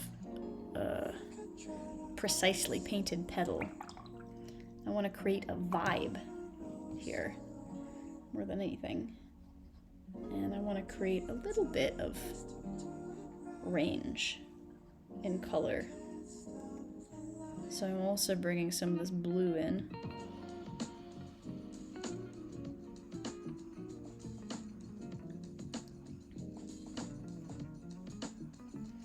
And I'll come back here with another layer and I will add just a little bit more detail so it doesn't look like a, you know, chewed up flower. But again, primarily I'm not really going for the flower being the principal player here. The flower is very secondary to the rest of what's going on. Should be a supporting character.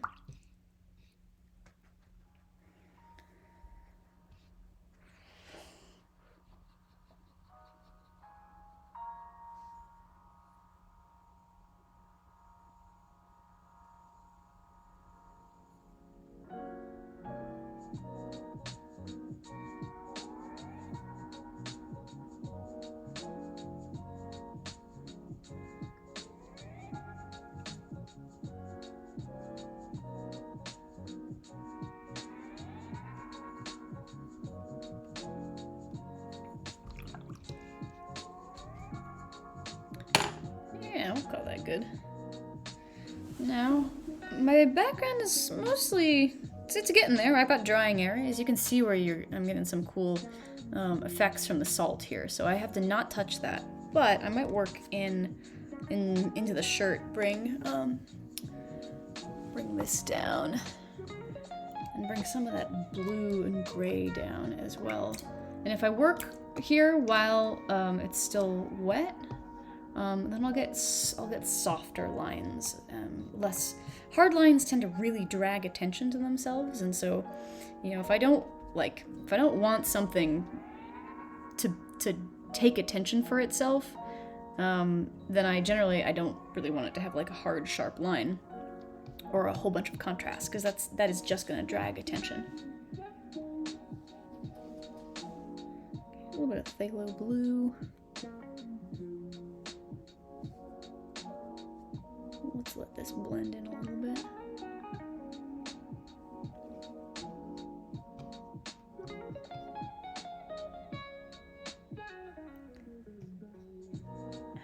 This is an opportunity for me to be really loose with brush strokes. I feel like I often kind of whiff this in my work. Something I would like to be better at is in letting loose technique, letting loose brushwork just be, instead of having to make things obvious, make things defined and precise. Like, I tend to come in from the perspective of like rendering, where I really, you know, I want things to look a certain way, and so I'm gonna make them look that way. And I think this can be kind of a weakness in artwork, in artistic work.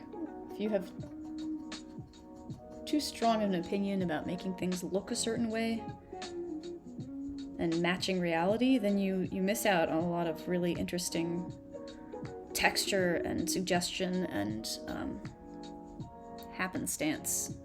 And with watercolor in particular, like, there is so much happenstance, so much just happens because the water and the pigment were doing this particular thing in this particular way. And I love that, and it bums me out when I don't really take advantage of it. So I'm leaving these brush strokes kind of loose here.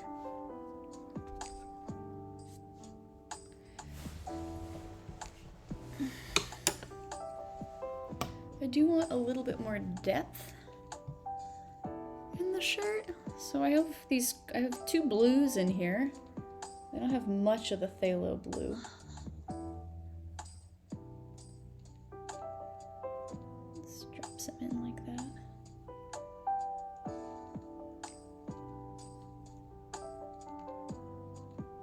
And I think I want like a little bit of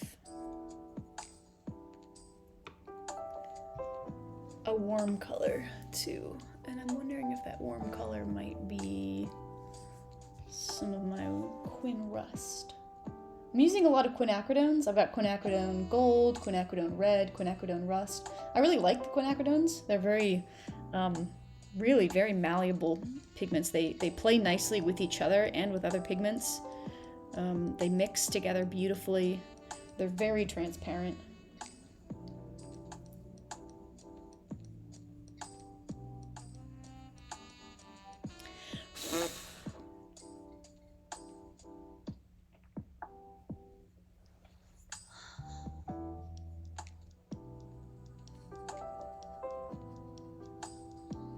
But I promise I'm not here to shill for big quinacridone.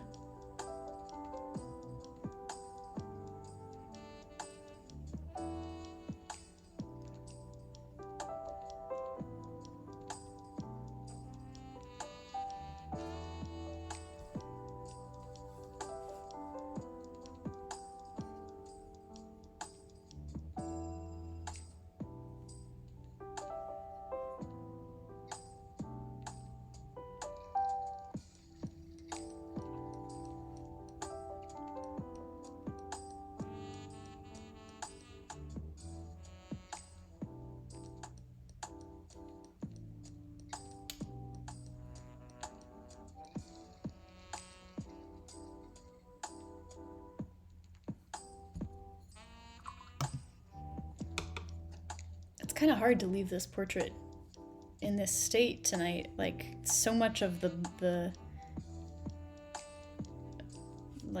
impact of the portrait comes from getting all that nice crisp detail in there, and I'm just not going to be doing that tonight.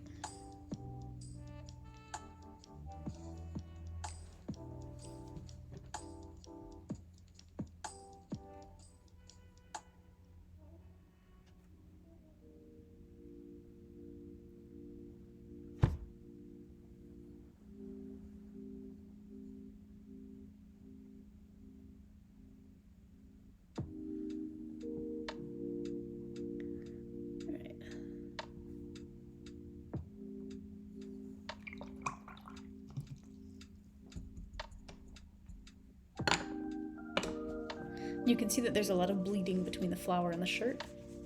And that's just fine. I like it that way. If I can get a nice raggedy edge here, that would be cool.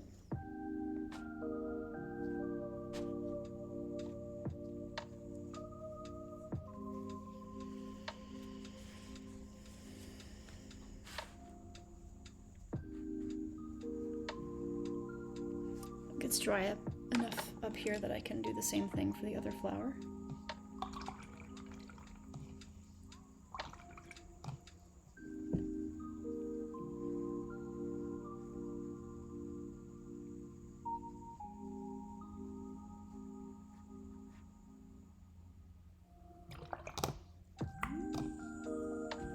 With elements like this, I tend to find that the less I think about it and the less time I spend on it, the better. With some exceptions. I just never know when those exceptions are, so.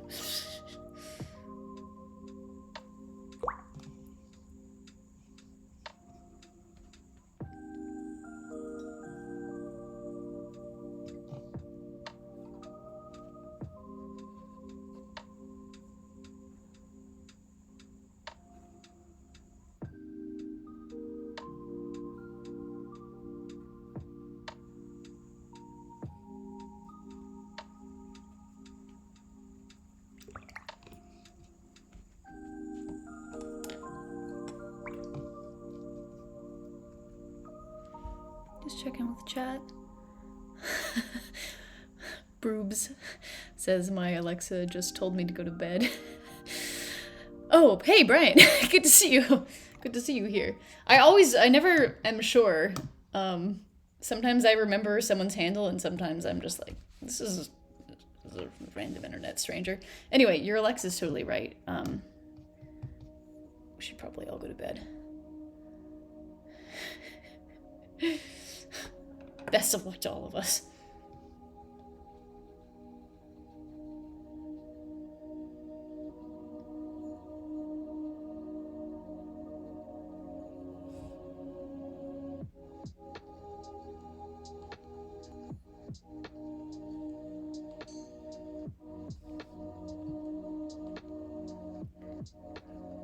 Bryant says, I think I've only tuned in like one other time. Well, thank you then for the other time and this time. Again, I really appreciate having some turnout to help me get my stuff in order before my demo tomorrow.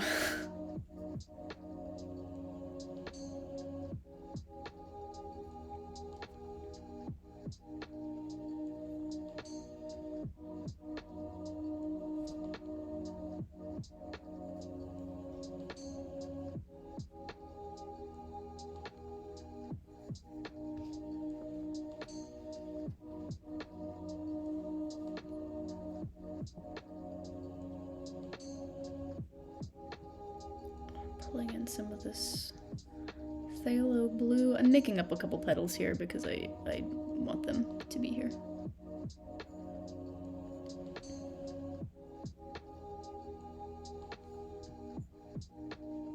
And again, the definition for this flower is really not going to come in until these areas dry and I bring in some of that dark detail to kind of define where the petals are. I'm working on, much like the face, building a layer that I can work off of rather than like trying to paint it all in one go.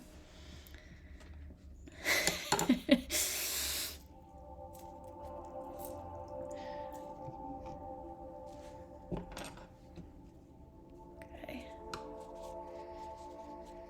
Let's see. Okay, I'm kind of running out of the white of the paper. There's going to be some dark stuff I want to do in here. I kind of sort of working on deciding if I really want to do these plants or not. I may have the leaf here be dark. You can't even see it in the sketch anymore. From a compositional perspective, I sort of want there to be a cascade down here. And that may actually just mean that I really melt these shapes together. once I bring that final layer of dark in. I don't know, we'll see.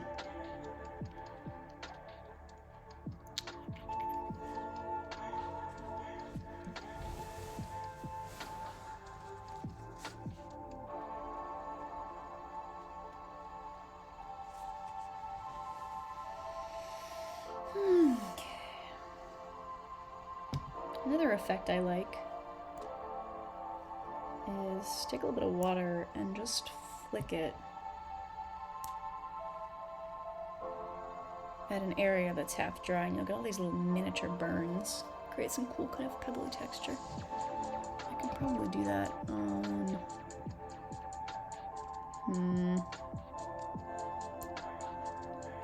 this part of the background.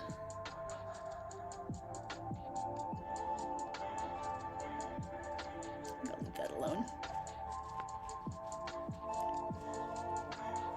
Okay, it's hairdryer time. I'm gonna just give this a little bit more incentive to dry off, so plug your ears.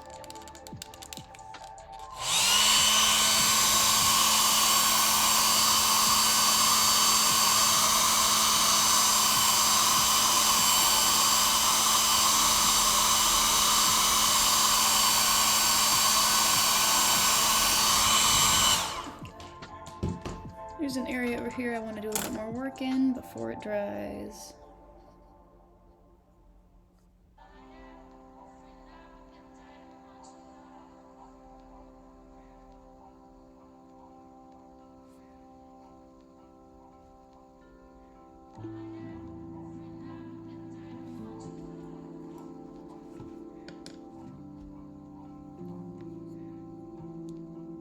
Maybe that's it.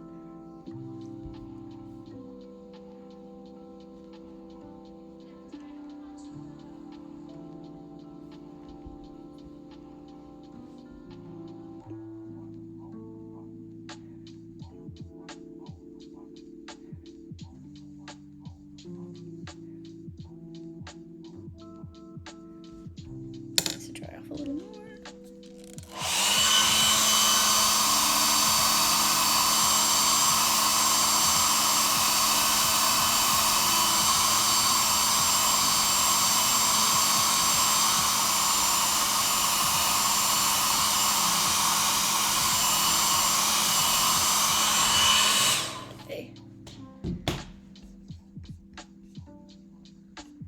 Okay, Athena, thanks for checking in and obeying the imaginary town crier and heading to bed.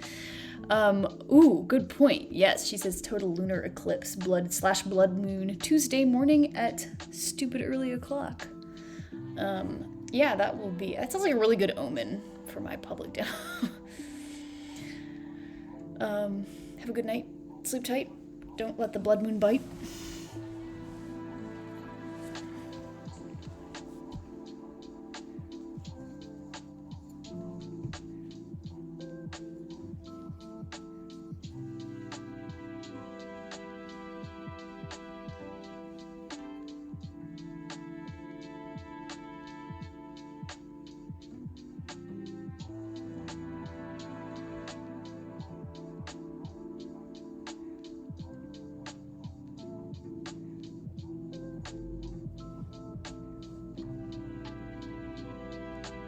Using some of this Payne's Gray to get in here and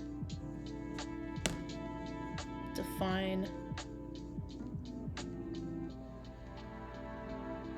some shapes. And that should make this look a little bit more like a flower and a little less like a blob. Not that there's anything wrong with it being a blob.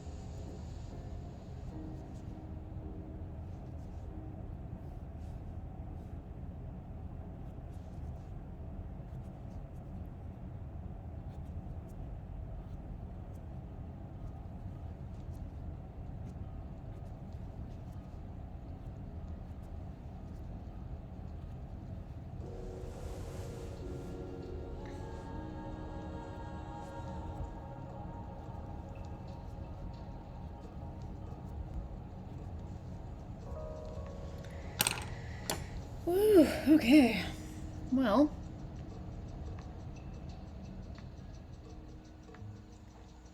I think I'm pretty happy with the background.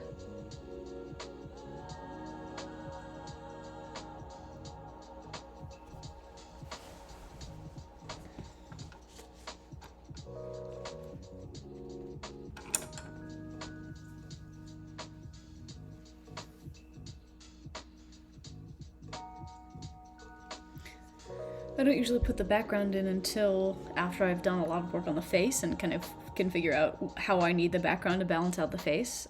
So this is kind of a YOLO sort of situation here. I'll find out tomorrow if that was a good idea.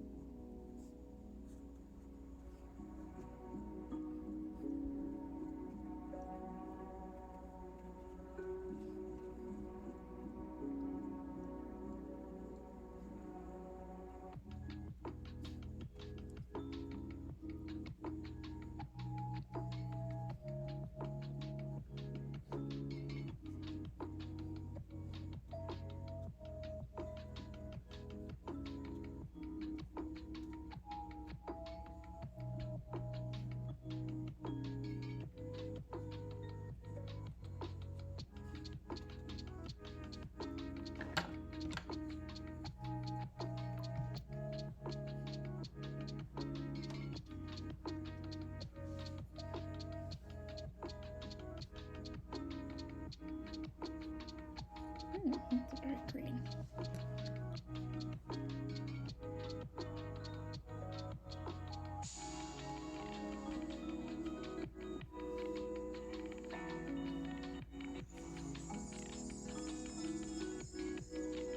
Using very loose brush strokes here. Just put in some green and dark and give it just a suggestion that something's going on over here.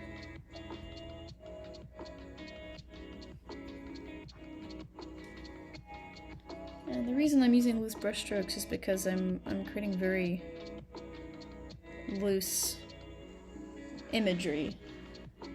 And if I was trying to use like really tight, crisp brush strokes, it would look like I did the wrong thing on purpose. And so big brush, big loose strokes, it kind of gives you some plausible deniability. It's like, yeah, I meant for that to be loose. Don't look at it. Don't pay too much attention.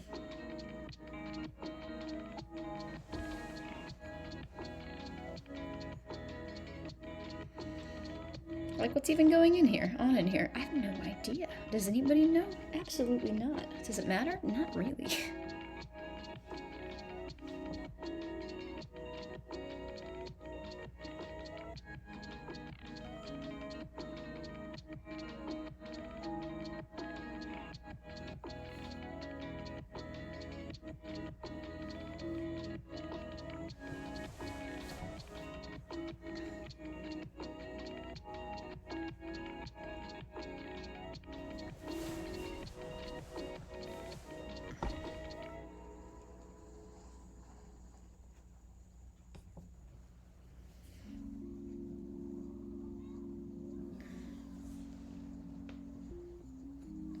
Maybe.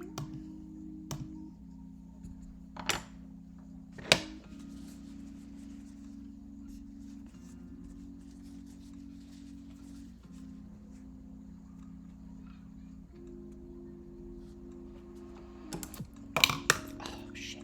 Fuck. It's fine.